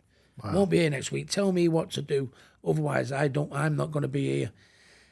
And he come in, he went to give me a hug, and he sat me down, and we started talking, and I felt comfortable because I didn't know him and he didn't know me. It wasn't like, I didn't want to worry my family, I didn't want to worry my friends. Right. I found I could spill the beans a little bit more on what was going on and, and stuff like that. And then I started going week after week and started going back and, bit by bit got myself in my own little routine. And it's how long did it take you, Rick, to actually go through that and to when you started feeling, actually, I feel I'm back? It's hard to say. I think I'd got, it took me about 2 years, I think, and then I got somewhere near, and I got myself in a good place, and I thought, I've let people down here. I want to make a comeback. I want to make a comeback. Make people proud again. I'm sorry for what I've done, but look what I'm doing. I'm trying to put things better. I'm trying to put my life. Yeah. I wanted to say that to the public, and I made a comeback. But it was hard, really. I started off the fight all right. I got knocked out in the second to last round. I was winning the fight, I think. But and then I got knocked out with a body shot in the second to last round, and it was hard, really, because I was making a comeback, and it was the first time my mum and dad had never been at ringside. Right. You know what I mean? They'd been there all the way through, and then all of a sudden, I still had my family there, but my mum and dad who'd been there from my first fight as an 8-year-old when I was kickboxing to the last fight. Then obviously they wasn't there, were they? And I think that affected me in the fight. I think my head fell off. I was got a little bit ragged, and I got caught with one. But then bit by bit, everyone thought, oh, he's got beat again here now. Well, what? He's not caught well with the other two. What's going to happen here now? But I thought to myself, well, I would have beat you a few years ago. There's no doubt about it. But if I can't beat you now, stay retired, son. You're in the best place. And then it got from there on in, it got better, believe it or not. Even though it got beat, it got better and better and better. And it's been like a slow work in progress. I think over the last 2 years has been the best I've been. I did my exhibition with Marco Antonio Barrera. That was great, yeah. At the Manchester Arena. I did my documentary, Hatton. Which was BAFTA nominated, and it should have fucking won. And it was Sky Documentaries. Got a lot of, it was up for a BAFTA, and got a lot of good feedback from people with mental health and stuff. Do you know so something? what have come through and, you know. Well, when I watched that, I messaged you because honestly, it was like fucking going along for the ride with you. So it was like experiencing what you went through and all the fucking shit, and you know, you obviously trusted your mum and dad, and honestly, it was such a great documentary. When I watched it, I was like, fucking hell, you know, it really did get me, and I'm sure it got lots of people, and actually, I think what it did as well for the fans was it gave them a glimpse of what you went through, and you know, that was a film that I wish I'd have made. You know, when you sort of watch something, and you think, such a good movie. But no, it's a lot of people got a lot of good feedback from it. I got a lot of good feedback from the exhibition. They said, oh, the shape you got in at 45 years of age, you know what I mean? After everything you've been through. And the documentary said, oh my God, Rick, I've watched that. God, it brought a tear to me eye, Rick. You know, I'll bear in mind what you're saying and this, that. You know, and then, you know, going on dancing on ice, you know what I mean? To be honest with you, you know, I've never danced before in my life, but, you know, come the end of it, I got knocked out in the first round. But I did, but, you know, the sense of achievement still, you know what I mean? Yeah, you know, giving yourself a new challenge. I thought you'd be all right with the footwork though, Rick. That's why I thought you'd have smashed it. You'd have been doing the little Torval and Dean number. But no, I did 2 dances. And I think, to be honest with you, I mean, I think everyone else was brilliant. Right. Everyone else was brilliant on it, you know. I thought to myself, they've had me over here. Yeah. They've had me over here. These lot must have done a little bit here and a little bit there, roller skating or something with the kids. However, they can't all be as, you know, look at me, I'm crap, you know what I mean? But I wasn't bothered, to be honest with you, from not being able to put one foot in front of the other to being able to do like 2 full routines and not falling on my ass. Yeah. I felt like I don't know, and that's what doing thing now. Everything that's positive, in me life, you know, and whether it's positive for me, and if I can be positive helping others, like bring the next champion through as I'm a boxing trainer now. If anyone listens to the story today of, you know, if you're having troubles, go and speak to someone. It's the best thing you. Well, I was going to ask you that, Rick. Yeah, you've got to do it. You've got to do it. You've got to do it. Yeah. You know, and it's the best thing. You know, otherwise I might not be here now. And if I hadn't done this, you know, I wouldn't have seen. If it had took my own life, I wouldn't have seen Campbell, you know, go professional. I wouldn't have seen my beautiful granddaughter, you know, Lila. Wouldn't have seen Millie and Fern grow into the 2 beautiful girls that they've turned into. You know, I wouldn't have been able to do things like the skating on ice, the documentary, the exhibition with Marco Antonio Barrera. And think of all those ribeye steaks and red wines you'd have missed out on. No, yeah. Obviously, I had the pleasure of seeing you do one of your audiences with recently, Rick. And for anybody who doesn't know, Ricky does these tours up and down the country, and I went thinking it was just going to be you sitting on the stage talking about your career, but you basically become this kind of like stand-up comedian that was also like a boxing Austerian, and then talked about your career. And I got to say, like, was it 2 hours? It's a 2-hour show, isn't it? About that, yeah. I did about 50 minutes talk, didn't I? And then I did about another 45 questions and answers for if anyone wanted to. But it was really good. Question. But because you're so funny, down in London, we would anybody who's funny, we always say they're funny. So can you give us 3 of your best jokes, Rick? Because I reckon you've got 3 fucking bangers. I'll put you on the spot now, and no, I'll have to have a think. Okay. I might have to think and do it at the end. Yeah, come back to that. Yeah. But I have got a few. You've got so many good ones, many good ones. And when you and obviously, you know, you got your MBE as well. When was that? Was when you finished boxing? I think that was. I don't know. I think it was just before I fought Floyd Mayweather. Was it 2012? I think it was. I think it was just before I fought Floyd Mayweather, and I got it from King Charles. Wow. Obviously Prince Charles at the time, but I mean, what a thing for the family. You know what I mean? I mean, I always knew that from a very young age I had half a chance of doing half right at boxing. You know, you could see from a young age I had the talent. You know, but yeah, I mean, but I also got that was for services to boxing, not just what I did in the ring, for the bits, the charity things that I was doing. You know, I've always done my charity things, even though I'm retired now and I do my sportsman's dinners and motivational speaks and I talk about ambassador for mental health and all that. I've always done me charity work. It wasn't simply just put the gloves on and go and knock someone out, or you know, it was. I've always done that and gone the extra mile, and I think, and it was nice to.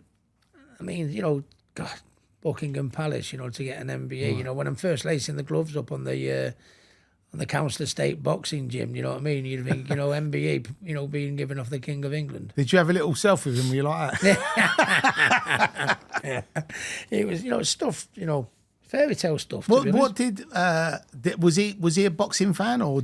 It was actually, to be honest with you. And what I found fascinating by him is like we got talking, you know, we're in like the green room, if you like, and we're all in the background, all having a little bit of a drink and stuff, and then when you go up, you know, he said to me, he said, "Oh, Ricky, saw your last fight." He said in Las Vegas, how you took all them fans over to Antic, you know, and flew the flag. It was absolutely sensational, and you've done that all your career, you know, with your fight against Kostya Tszyu and this, that, and all the rest of it. And I'm like, gee, you know, he's done his own work here, the lad. He's pay-per-view, mate. He's your pay-per-view fan. But then the thing is, when we spoke to everyone in the green room, everyone else said the same. Right. It's not just a case of what do you do again? You have one, and it wasn't. He took proper time to tell him on it, you know, and share your story with him. Did you ask him to say, "Get up"? Yeah, get up, boy. Charles. Get up there, boy. But yeah, it was unbelievable. Which means it means something to him. Yeah, you know, if they knew everyone, and he was handing a fair few out, and he knew everything about everyone that was there. Yeah, I mean that's amazing as well. And so there, you've heard it here first. King Charles was a massive Ricky Hatton fan. There you go. Yeah. Not many people know that. No. And then obviously when you ended, obviously you're dancing on ice. Obviously you had a little relationship come out of that, didn't you? Yeah, which was amazing. Yeah, it was. At least I got something out of it. But no, I mean Claire started seeing a little bit of a lot of each other. Amazing, brilliant. Right up my. Bearing in mind, I'd given up a little bit. You know what I mean? I'm not ready for my pipe and slippers. I'm sure I speak for Claire as well, but I mean, you get to like a certain age where, you know, whatever I've done in the past, it hasn't worked. and you sort of like give up a little bit now. But then when you think, you know, and I've known Claire, you know, quite a while, I've met her at, you know, a different function here and a different function there, and we've always got on, and then she's had her kids and her kid, and I've had my kids, and she's had her relationship and I have a relationship, and you think, you know, 20 years on down the line or something like that, you know, we found each other, and it's so far so good. It's still only early days and that, but she's lovely, right up my street. You know, she's laughing at me. All we do is just laugh. Well, Rick, if you get married, I don't mind. I'll put the Tony Tucker wig on and I'll give you away. You please don't. Yeah. But you know, it's weird. Like when people talk about, I mean, the great thing about this episode today, we've talked about obviously boxing career, but we've also talked about, you know, some of the celebrity people that you've met, and we've talked about mental health, which is really important. But we've also talked about, you know, finding love, and you know, when, like you said, when you get to 46. You know, you've obviously. I think I've deserved it, mate. You've earned it. But you get to that point where you think, I was just crap at it. It ain't fucking happening now, Yeah, right? yeah. But then Yeah. I'm a great believer in. I think if you look too hard, I don't think you ever get you're it. never gonna You make the find wrong it. Yeah, choices. yeah, But yeah. if it comes to you, and that obviously you were both there, Yeah. it was like God fucking set you up. Yeah, do you know what I mean? yeah, On the yeah, ice. Yeah. You know? That time he did something for me. No. Yeah, no, and it's still only early days and that, but I think I speak for Claire. We're happy where we're at. Yeah, no, she's a great Yeah, woman. yeah. Claire Sweeney, we love you. And no, I think you're well suited, Rick. So, yeah, no, I look forward to coming to the OK Week.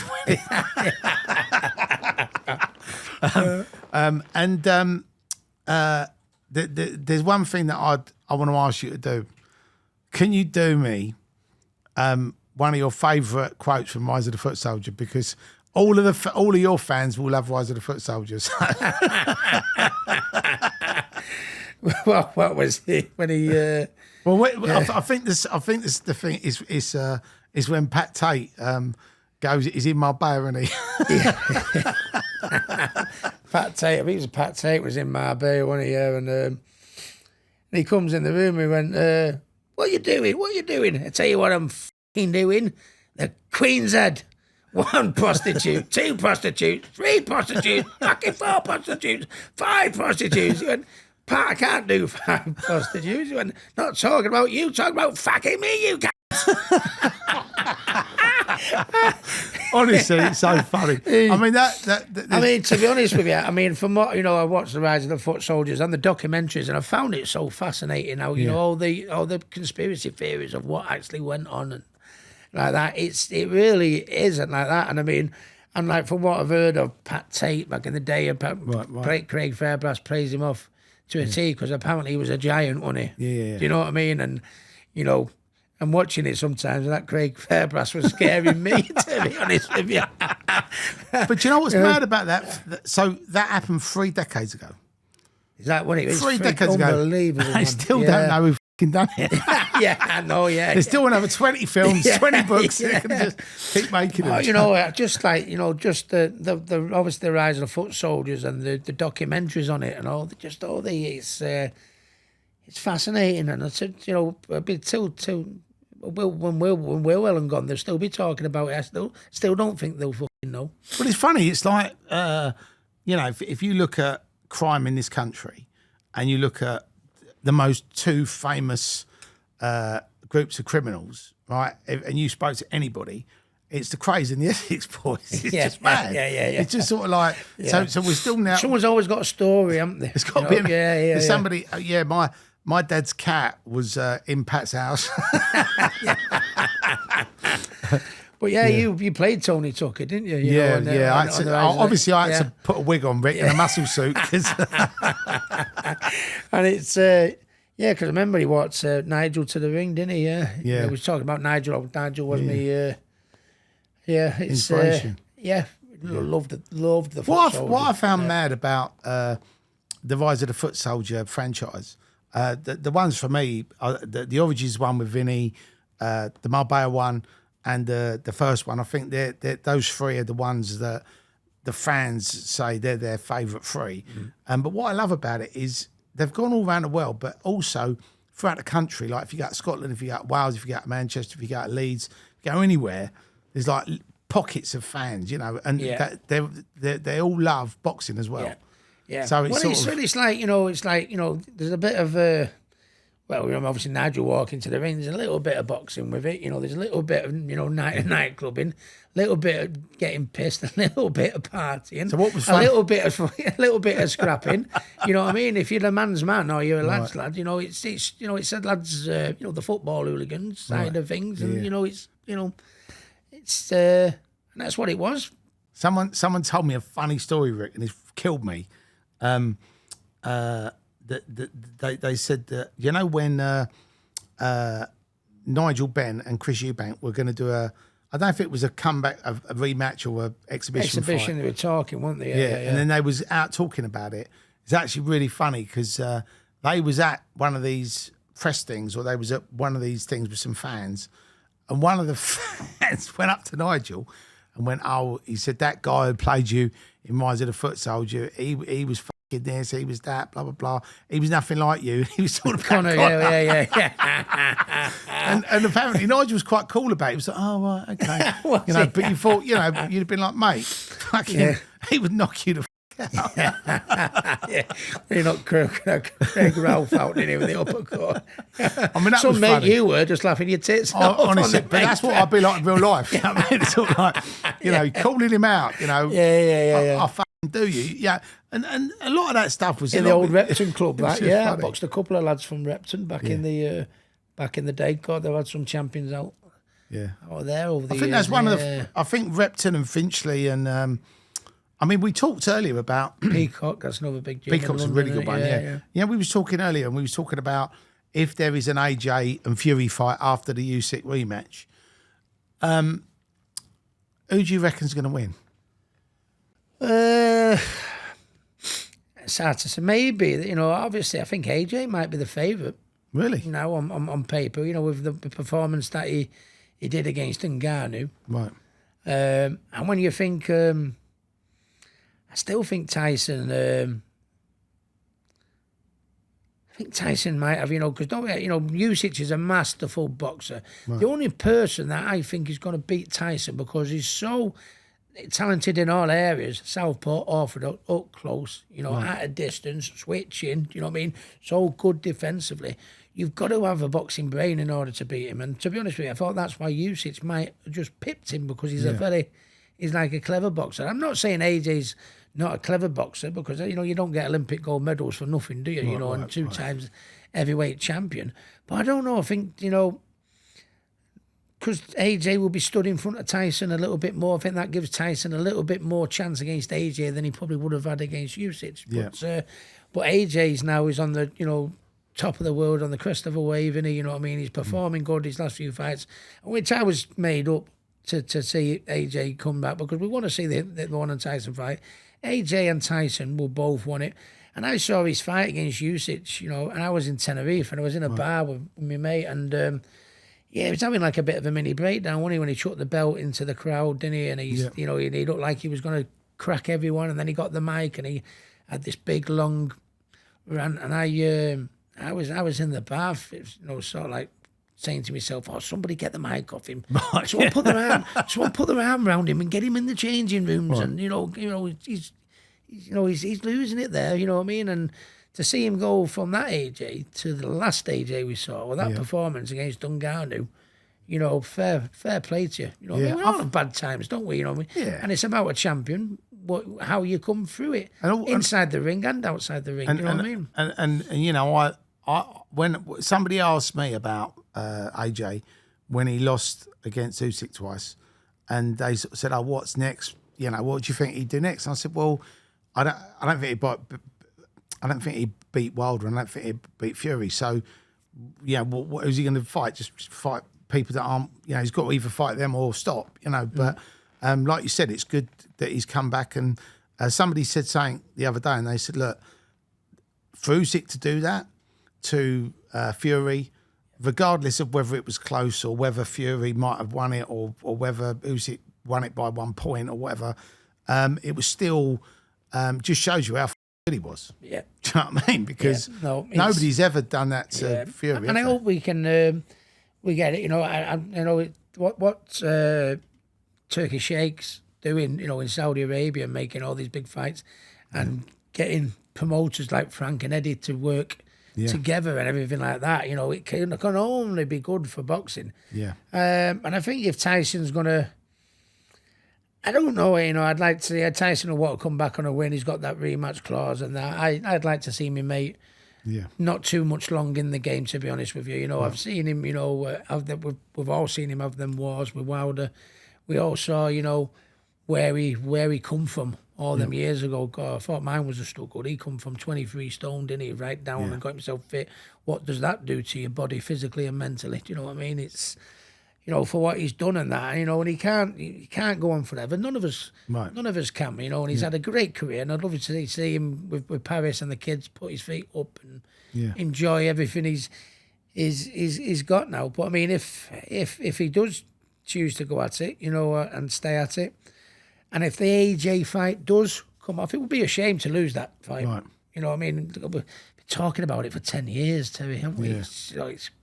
But if it does come off, I mean, and I know the Turkey Sheik's doing wonders for our sport with what he's doing.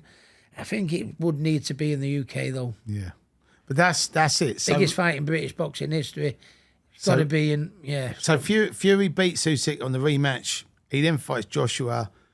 Win lose. They have a rematch, and then that's it. Yeah, and I think I speak for AJ. I think if Tyson wins the rematch, which he's well capable of doing, and then Tyson and AJ get that match on, I think I don't think a rematch clause. I think the both of them would say, "Listen, that's us done. That's us done our kid after this, innit? You know what I mean?" And they can both retire then with proud. They've done us as British fight fans. Yeah, amazing. They've both done us proud. Amazing.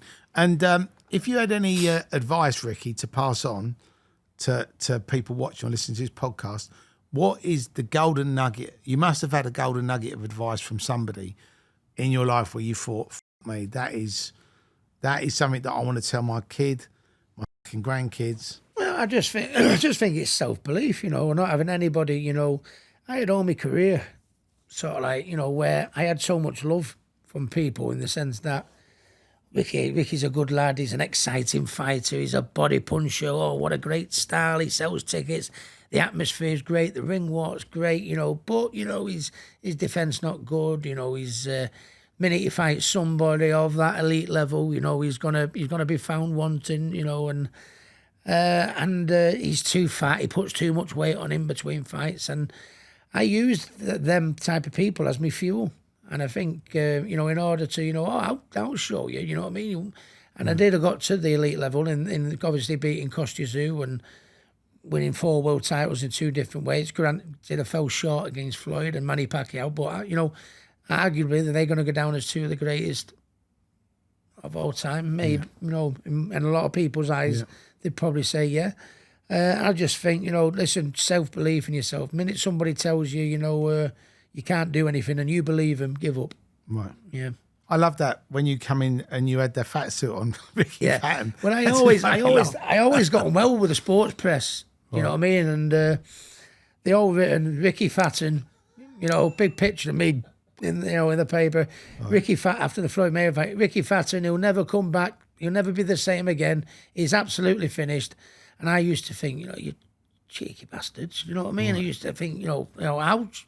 But because I never wanted to argue with him because I got on so well with them all, I thought I'll show you, and I come out in this fat suit like that. And I just looked down at press row and I put my arms on the press like that, and they all were going. As if to say, see your point, you know what I mean? Yeah.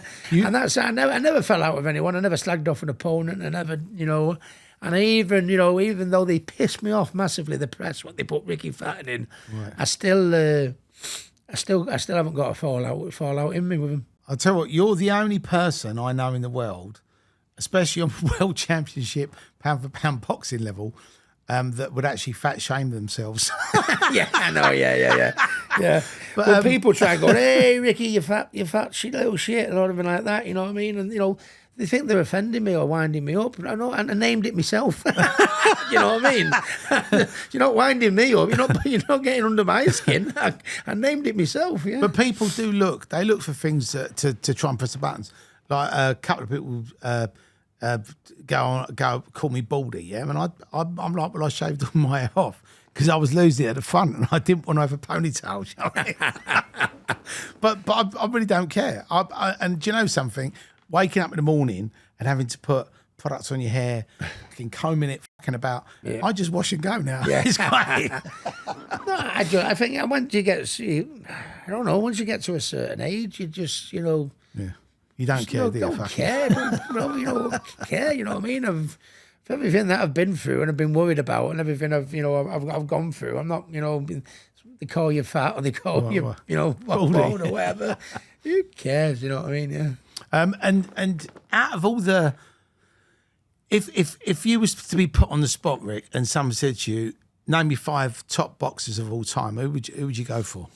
Not in any order. I think Muhammad Ali would have to be up there when he, you know, was the, you know, I mean, a lot, you know, the greatest. He was more than boxing. He probably made what boxing is today. And he certainly did it with a lot more class than what's been done today. He did it with a twinkle in his eye, didn't he? And that, so you got to say Muhammad Ali. I would say Sugar Ray Robinson, who was for me, the best of all time. To be honest, he Sugar Ray Robinson, he boxed in the 50s or 40s or something like that. You know what I mean? You could, of all them black and white films, you could stick his style on the TV today. Right. He wouldn't look out of place. Right. Yeah, he was that good. I think Mike Tyson. I think because he's a history maker. Do you know what I mean? I mean he's just for all the wrong reasons. It's nice to see Mike in a good place now. To be honest with you, and I hope it's the right move what he does with this fight with Jake Paul. I love watching him when he popped up in The Hangover. Funny. But I think Roberto Duran, my favourite of all time. And I think if I'm going to be brutally honest, I did think the referee was a little bit harsh with me. But I mean, if you're asking for actual boxing, the best, I'd probably say Floyd Mayweather. Right. So they're your top 5. Yeah. Why don't you put yourself in that list? Fuck, you should do, mate. I mean, fuck it. No. I'm happy with what I did, but I mean, I just think it was only the other week I got inducted by the Boxing Hall of Fame. Do you know what I was going to ask you about that, Rick? I mean, the WC Hall of Fame. I mean, what was that like? Well, it's like we're talking about there, about Muhammad Ali's, right. Sugar Ray Robinson, Floyd Mayweather's, Roberto Duran's and some, like that. I mean, I was just a little kid from Attersley in Manchester, you know what I mean? That, went to the boxing gym just to have a little bit of a go, and the only reason I took up Clever because someone hit me and hurt me and I thought, I'll have you know what I mean? The years, 30 odd years later or something like that, I'm going to Canastota in New York and having my name in the, because you be a world champion, but it doesn't mean you're in the Hall of Fame. But to have my name up there with Muhammad Ali's and Sugar Ray Leonard's and Sugar Ray Robinson's and something like that, you're taking the piss. You know what I mean? I hate to say it, but there's only one Ricky Hatton. You know what I mean? It's fairy tale stuff, and it's nice because just when you think you've had your day, your day's been and gone, and all the awards and the pats on the back and the thank you, well done, Rick. Do you remember that? You thought them days are gone, and then all of a sudden the phone rings. We'd like to induct you into the Hall of Fame. Oh, okay. Wow. Yeah. I'll check the diary. Yeah. I've got a space free. Yeah.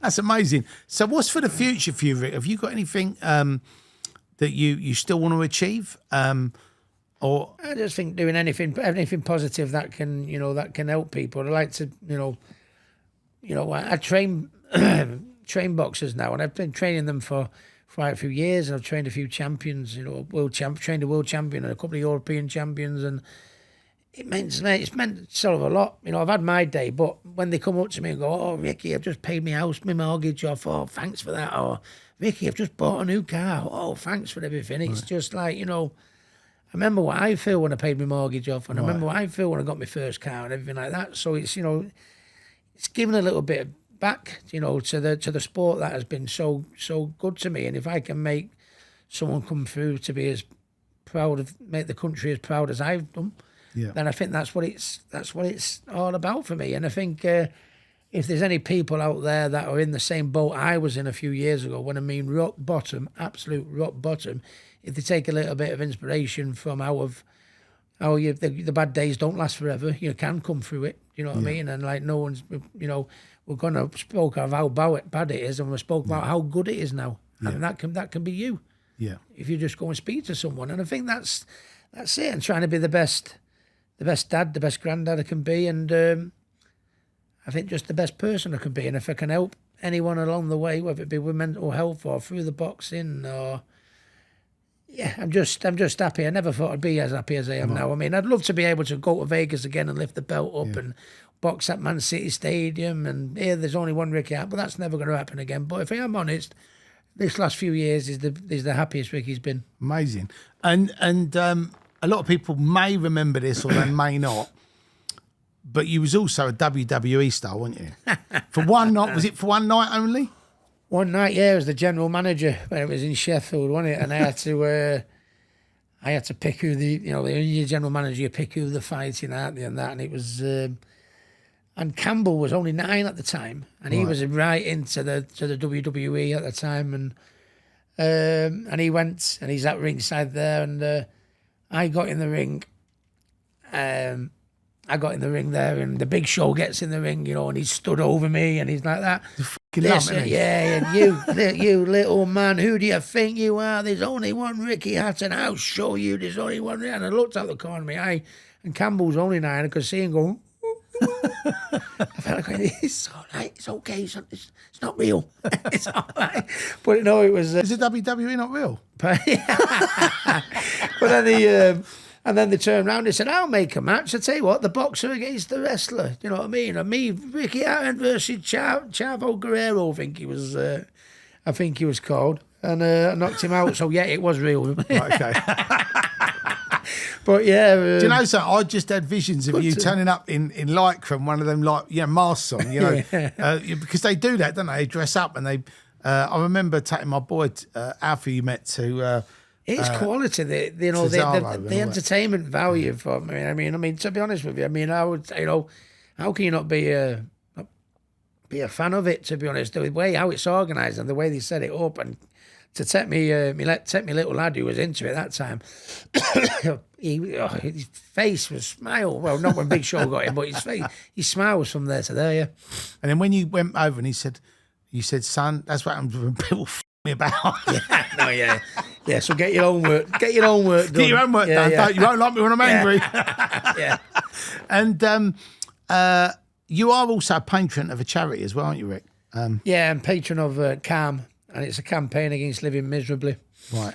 You get it on the internet, and it just deals with all matters of mental health, depression, suicide, and suicide in young men is absolutely through the roof. At this moment in time, and it's everything. Whether you lose your job, or you're homeless, or you're depressed, or you've got mental health, or you're anxious, or anything. If you're having any problems, you campaign. If you're living miserably, get onto this site, and I tell you what, it's the best site you'll ever get onto. Right. Well, what we're going to do, Ricky, because this is one of our greatest of all time episodes, we're going to encourage all of our viewers and our listeners to donate to CALM.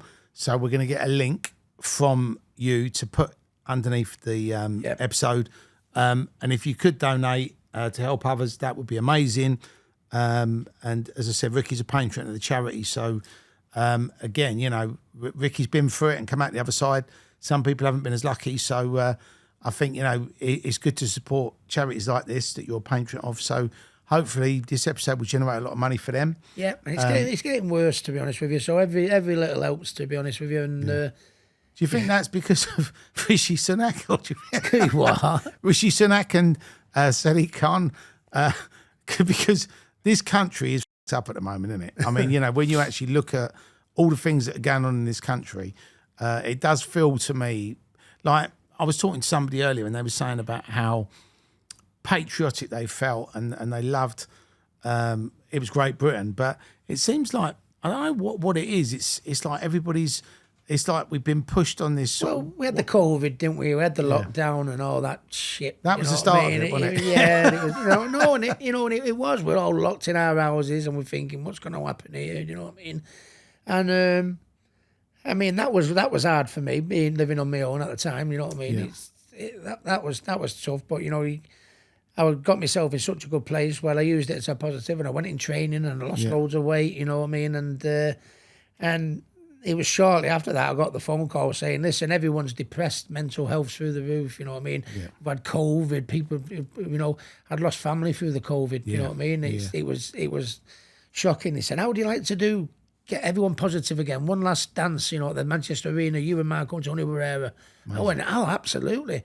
And then that led to me documentary, do you know what I mean? Yeah. And then and then my ice skating and that, And I mean, even though I was shit at the ice skating, you know what I mean? I've no doubt it. Rick, you were better than me. Put a smile on I said Steve Mulhern's. Didn't put a smile on Steve's face. Sorry, Steve. Yeah, that body shot. I think so. I just want to give Steve Mulhern, if you're watching, this a piece of advice. Do not ask a world champion boxer to make it look real. You ask him to hit you. Yeah, sorry, Steve. Yeah. But that was funny. That was funny.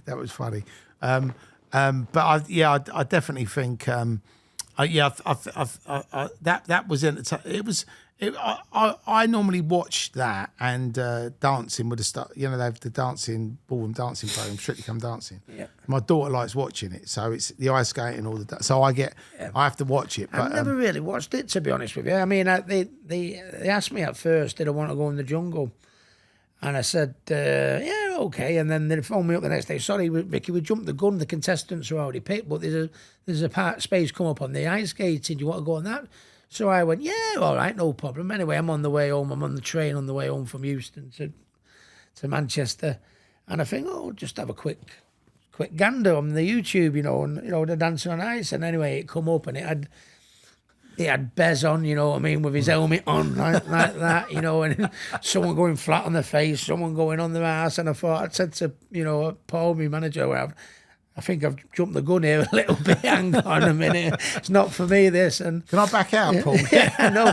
And then I went to London the following week on a masterclass it was, and you meet Torval and Dean and you got on there and I couldn't put one foot in front of the other. And I was like, I was on the train on the way home. I went, no, I need to get out of this. I'm not going to be able to do this. Got 9 weeks, not going to be able to do this at all. So if you look at it from that way, I may have been out in the first round and it may have been... But I'm happy with it. Yeah, yeah. Mate, it may be, if people had a chuckle about it, happy days. Yeah. If you ever go to an ice skating rink and you see me on it, I'm the guy holding onto the side rail. And it was embarrassing. I was there, I was holding onto the side, I couldn't walk, and there was like 7-year-old kids flying past me like that. Going backwards. Yeah, going backwards and spinning round. I was like, no. No, not for me. The only problem, and the reason why I'm not going to be taking ice skating up anytime soon, is because obviously when we fall over now, we actually break things. Yeah. And they don't recover, they don't mend. Do they? No. It takes longer to mend now, yeah. No.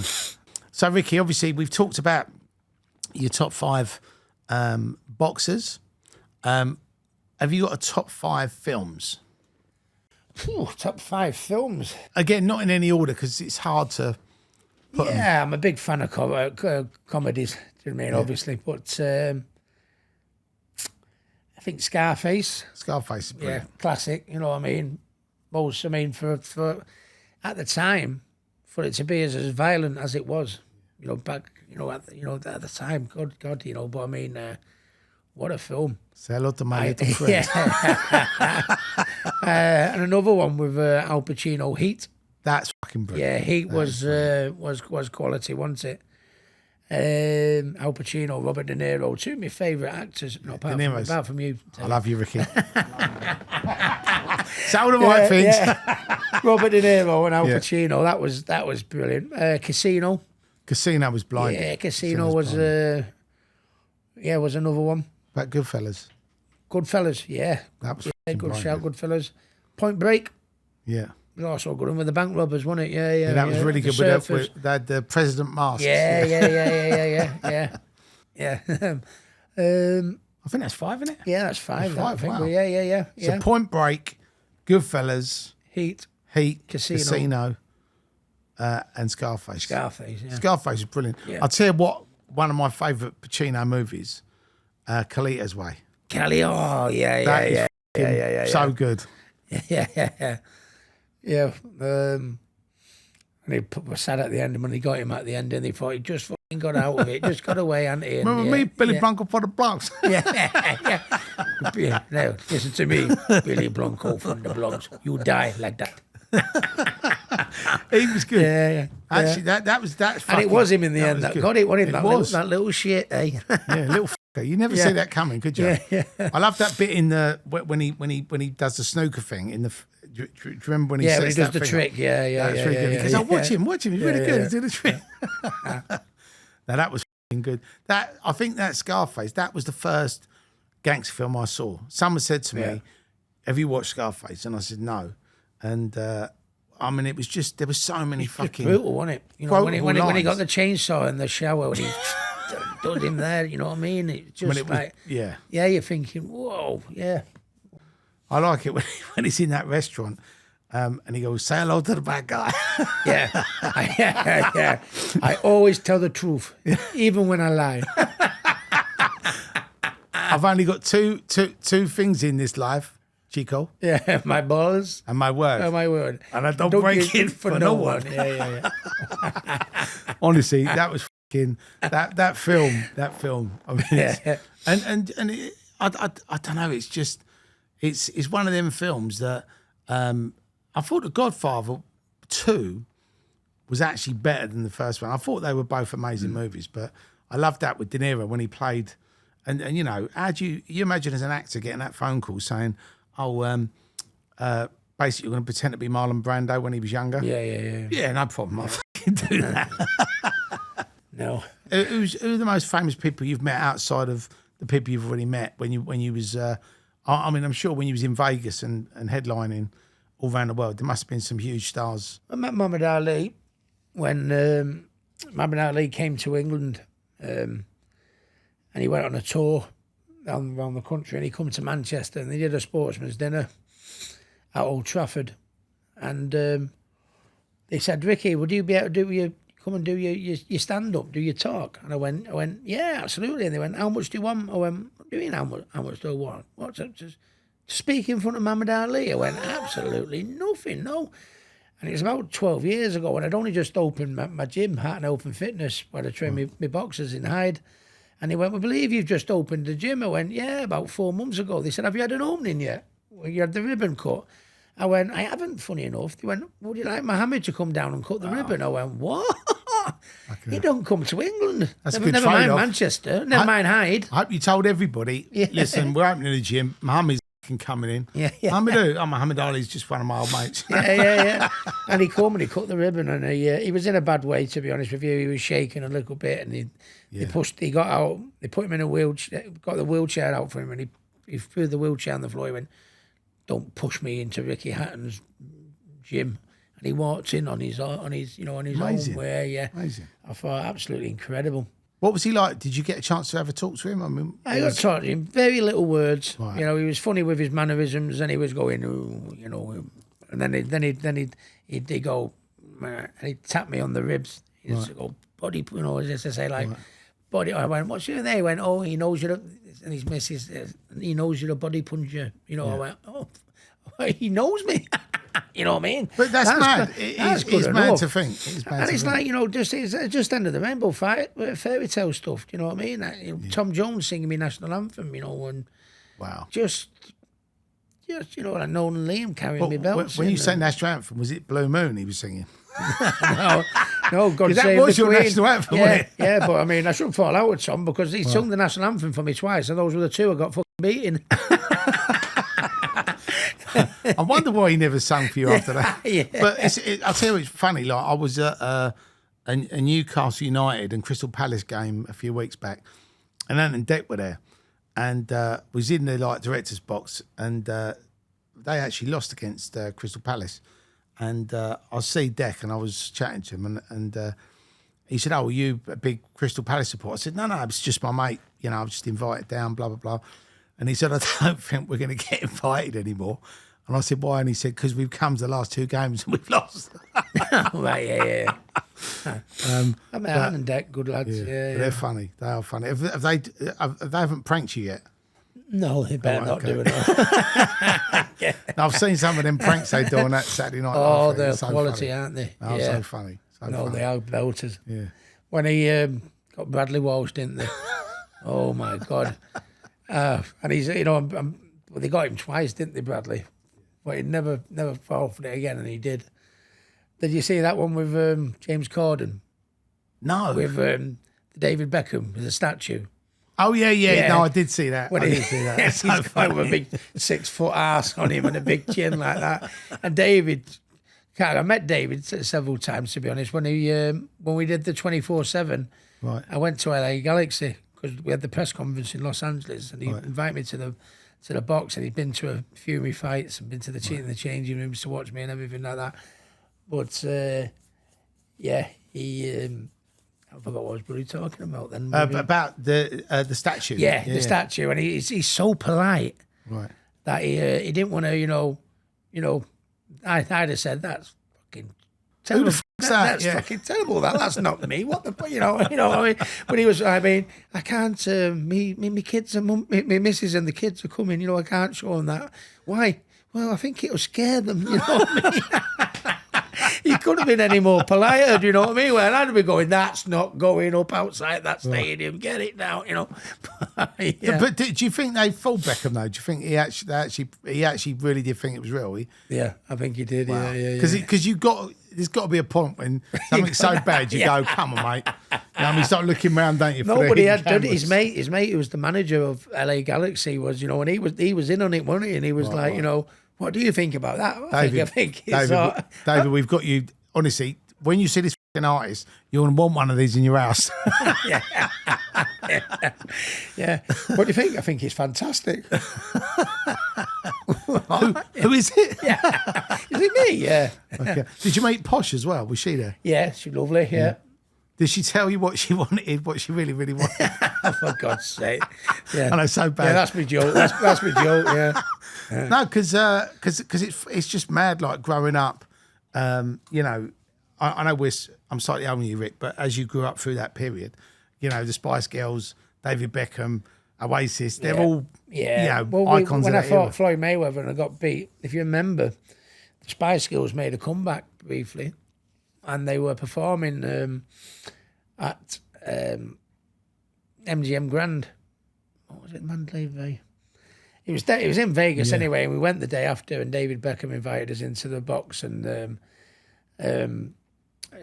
Posh was there, and obviously he was playing, but I mean everyone, and Tom Cruise was there with Katie. What was she called? Katie Holmes, yeah. Katie Holmes, yeah, and it was.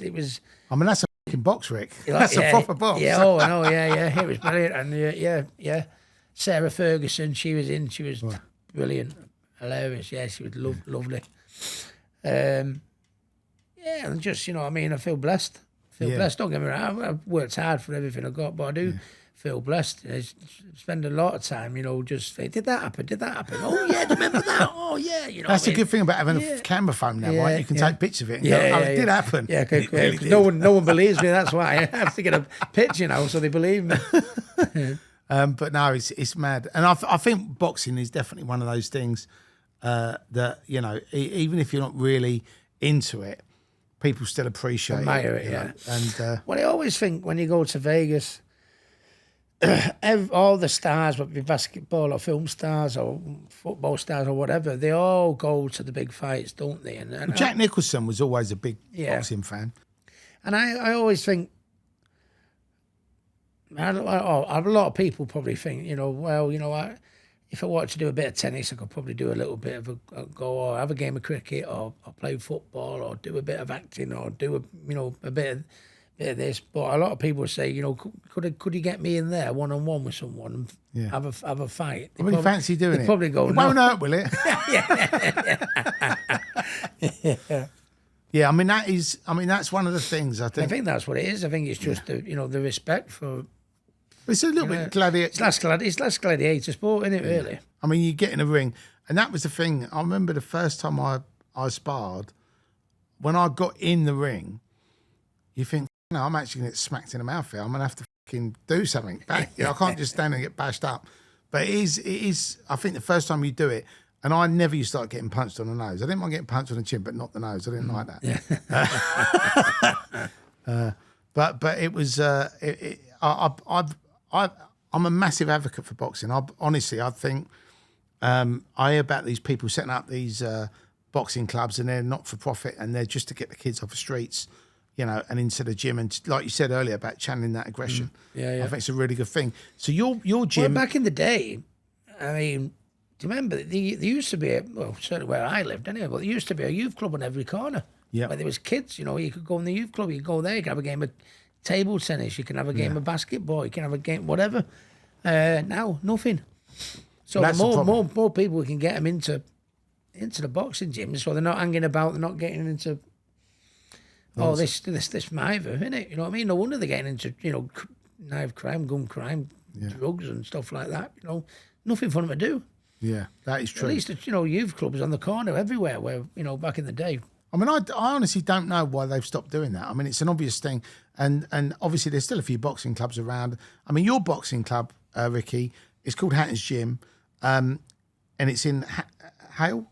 Yeah, Hyde. Hyde, in Hyde. Yeah. And when you is it an amateur and a pro gym, or is it just a pro Just gym? a pro gym, but there's an amateur gym just on the next corner, which is the very first one I started at. And I actually said to them, I said, listen, if you want to use my gym, you're more than welcome. The facilities are there. And they said, well, listen, it's a lot of history in this gym, Rick. You know what I mean? With Ted, who was my first amateur trainer. And they said, listen, we'll bear that in mind very kindly, but thanks, we're going to keep it how we're keeping it. And it's still going strong. Because you did have a famous singer down the other week, didn't you? Yeah, Ollie Mears was down doing the pads with Ollie. And I was surprised, really, pretty boy, pop star, do you know what I mean? I thought he's going to be shite. But he wasn't. He was good, he could hit and everything like that. Great lad, Ollie, yeah. Big, massive boxing fan. And he wasn't the training for the strength, for the fitness, or for the workout. He was fascinated by, your views. I mean, he'd been around a few other gyms with other coaches, and he said he found it fascinating of the views that everyone has, and everyone has a different view and how it should be done, and how training should be done, and how fighting should be done. Do you think he's going to get in the ring? Is he going to do a Misfits appearance? I don't know. If anyone was, it wouldn't surprise me. He's not bad at all. Wow. Not bad at all. He enjoyed Who would have thought it? At Ollie Mers? Great couple of days. Is he orthodox or southpaw? Orthodox. Right, okay. So if anybody fights him, you know what stance he's fighting. Yeah, no, he can hit a fair bit as well. Yeah, it's good. Amazing. And he was good. He come in the gym, trained his knackers off, you know what I mean? And then went in Manchester, he was chief support to take that. Oh, wow. Yeah, in the Manchester Arena. So, yeah. What other famous people have you had in your gym? Have you had... boxing-wise, Lennox Lewis, Joe Frazier, Roberto Duran, Muhammad Ali, Nigel Benn. I've done Nigel Benn come down, did a workout with me once. Wow. Did the training. Chris Eubank's been down. Just if I had long enough to think, you'd be surprised how many people come down, and whenever there's whenever the former champions is doing like an after dinner speech or something like that, you know what I mean. They always come down and want to stick their head in my gym. It makes me proud when they go, you're speaking in Manchester. Oh, Manchester. Ricky Hatton. Oh, can I go to his gym? You know what I mean?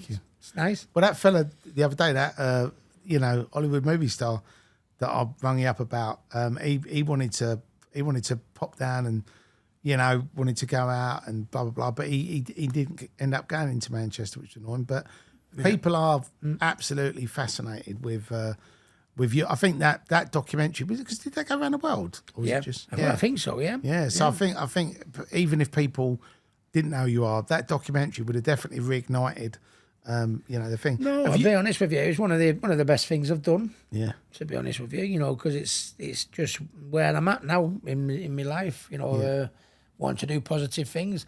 I can't believe, that anybody will watch that and say that was shit. I got nothing from it. No, it's good. And that's what it's all about. And if anybody that's listening to this or watching this wants to obviously get in touch with you, Ricky, is the best thing on social media, or do you prefer it through? Have you got like a website, an official website? Yeah, the official website. I don't even know what it bloody is at the minute. It's not long since I've. I'm sure if you type Ricky Hatton, yeah, and the website will come up, of course. Yeah. Amazing. Your website there, yeah. And you've got your merchandise range as well. I've seen that. Yeah, we have boxing gloves and punch bags and body belts and stuff like that. So a little bit here and there, and I find it unbelievable. That's young kids that that want to buy me head guards or buy me gloves when it's not like they've seen me live. Right, they must have right, only right. seen me on YouTube, but they still want to buy a Ricky Hatton glove, you know what I mean? Amazing. Yeah, The legacy lives on. absolutely. And you've got to share. I know you're a massive Only Fools and Horses fan, right?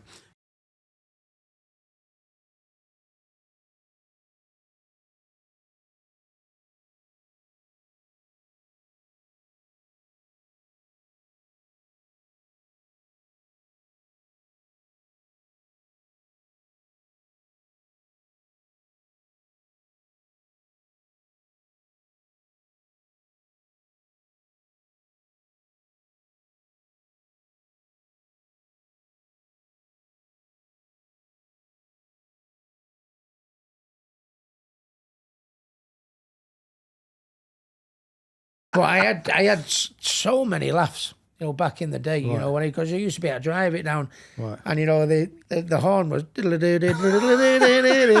I used to put a sheepskin on and a flat cap as well. He used to go, that Mayweather must have hit Ricky hard. Look at him, he's lost the plot here. That's fucking genius. I love that. And because you actually met David Jason as well, didn't you? I did meet him, yes. I have met him, yeah. He's Sir David, Yeah, isn't he? Sir David, yeah, yeah. And City were playing Liverpool, I think. And I think it was the FA Cup semi-final. And I went down, Sir David was doing a signing session at somewhere in Watford. No, it wasn't. Milton Keynes it was, somewhere in Milton Keynes. And I knew the people who got the van from, and I kept in touch like that. And they just come on the internet, something like that. You know, appearance by Sir David Jason. I thought, so I told my mates, I said, I'm going to go down on the Friday to Milton Keynes, stay overnight in the hotel and go and see Sir David Jason. So, and I'd met John Chalice, who was Boise. God rest his soul. Yeah. Met Marley and I met, you know, Mickey Marlene? Page. Yeah. And When he did that laugh, it always reminded me of on the buses. Do you remember that? Blakey. Yeah. I'll have you butler. Yeah.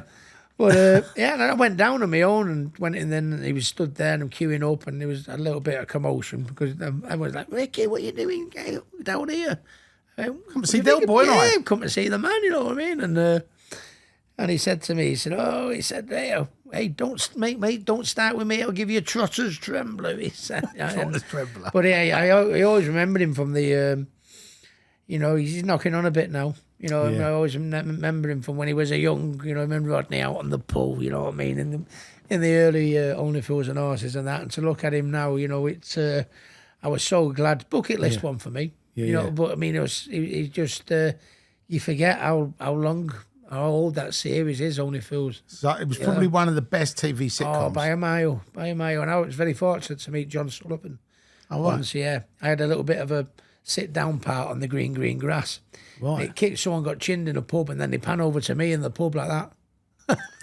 So, no, that wasn't up for a BAFTA.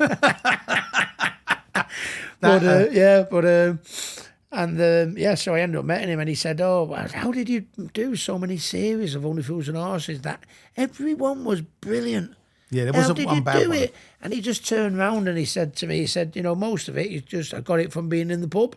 Right. And when something funny happened, he said, "I'll just write it down." Del Boy and Robin was good, wasn't it? Yeah. Del, let's go. That was good. And what was the other one that The chandelier. The chandelier when he was falls through the bar as well. That's That's a good fucking one. funny. And I know when I first got introduced to it and was watching it, I was only a kid, but I literally I made a pledge. I said, when I'm old enough, I'm having one of them fucking cocktails with the fucking umbrellas and all that shit in it. I think they call them Tenerife specials. Yeah. Classic. Yeah. Amazing. Well, Ricky, listen, I've really enjoyed having you on. I felt It's great to be on. Really enjoyed it. We've had a real laugh today, and you know, again, there's only one. Thank you so much for tuning in, Ricky Hatton, MBE, pound for pound legend, WBC Hall of Fame inducted guest, an unbelievable GOAT. Make sure you tune in next week. We've got another amazing guest, and I will see you on the other side.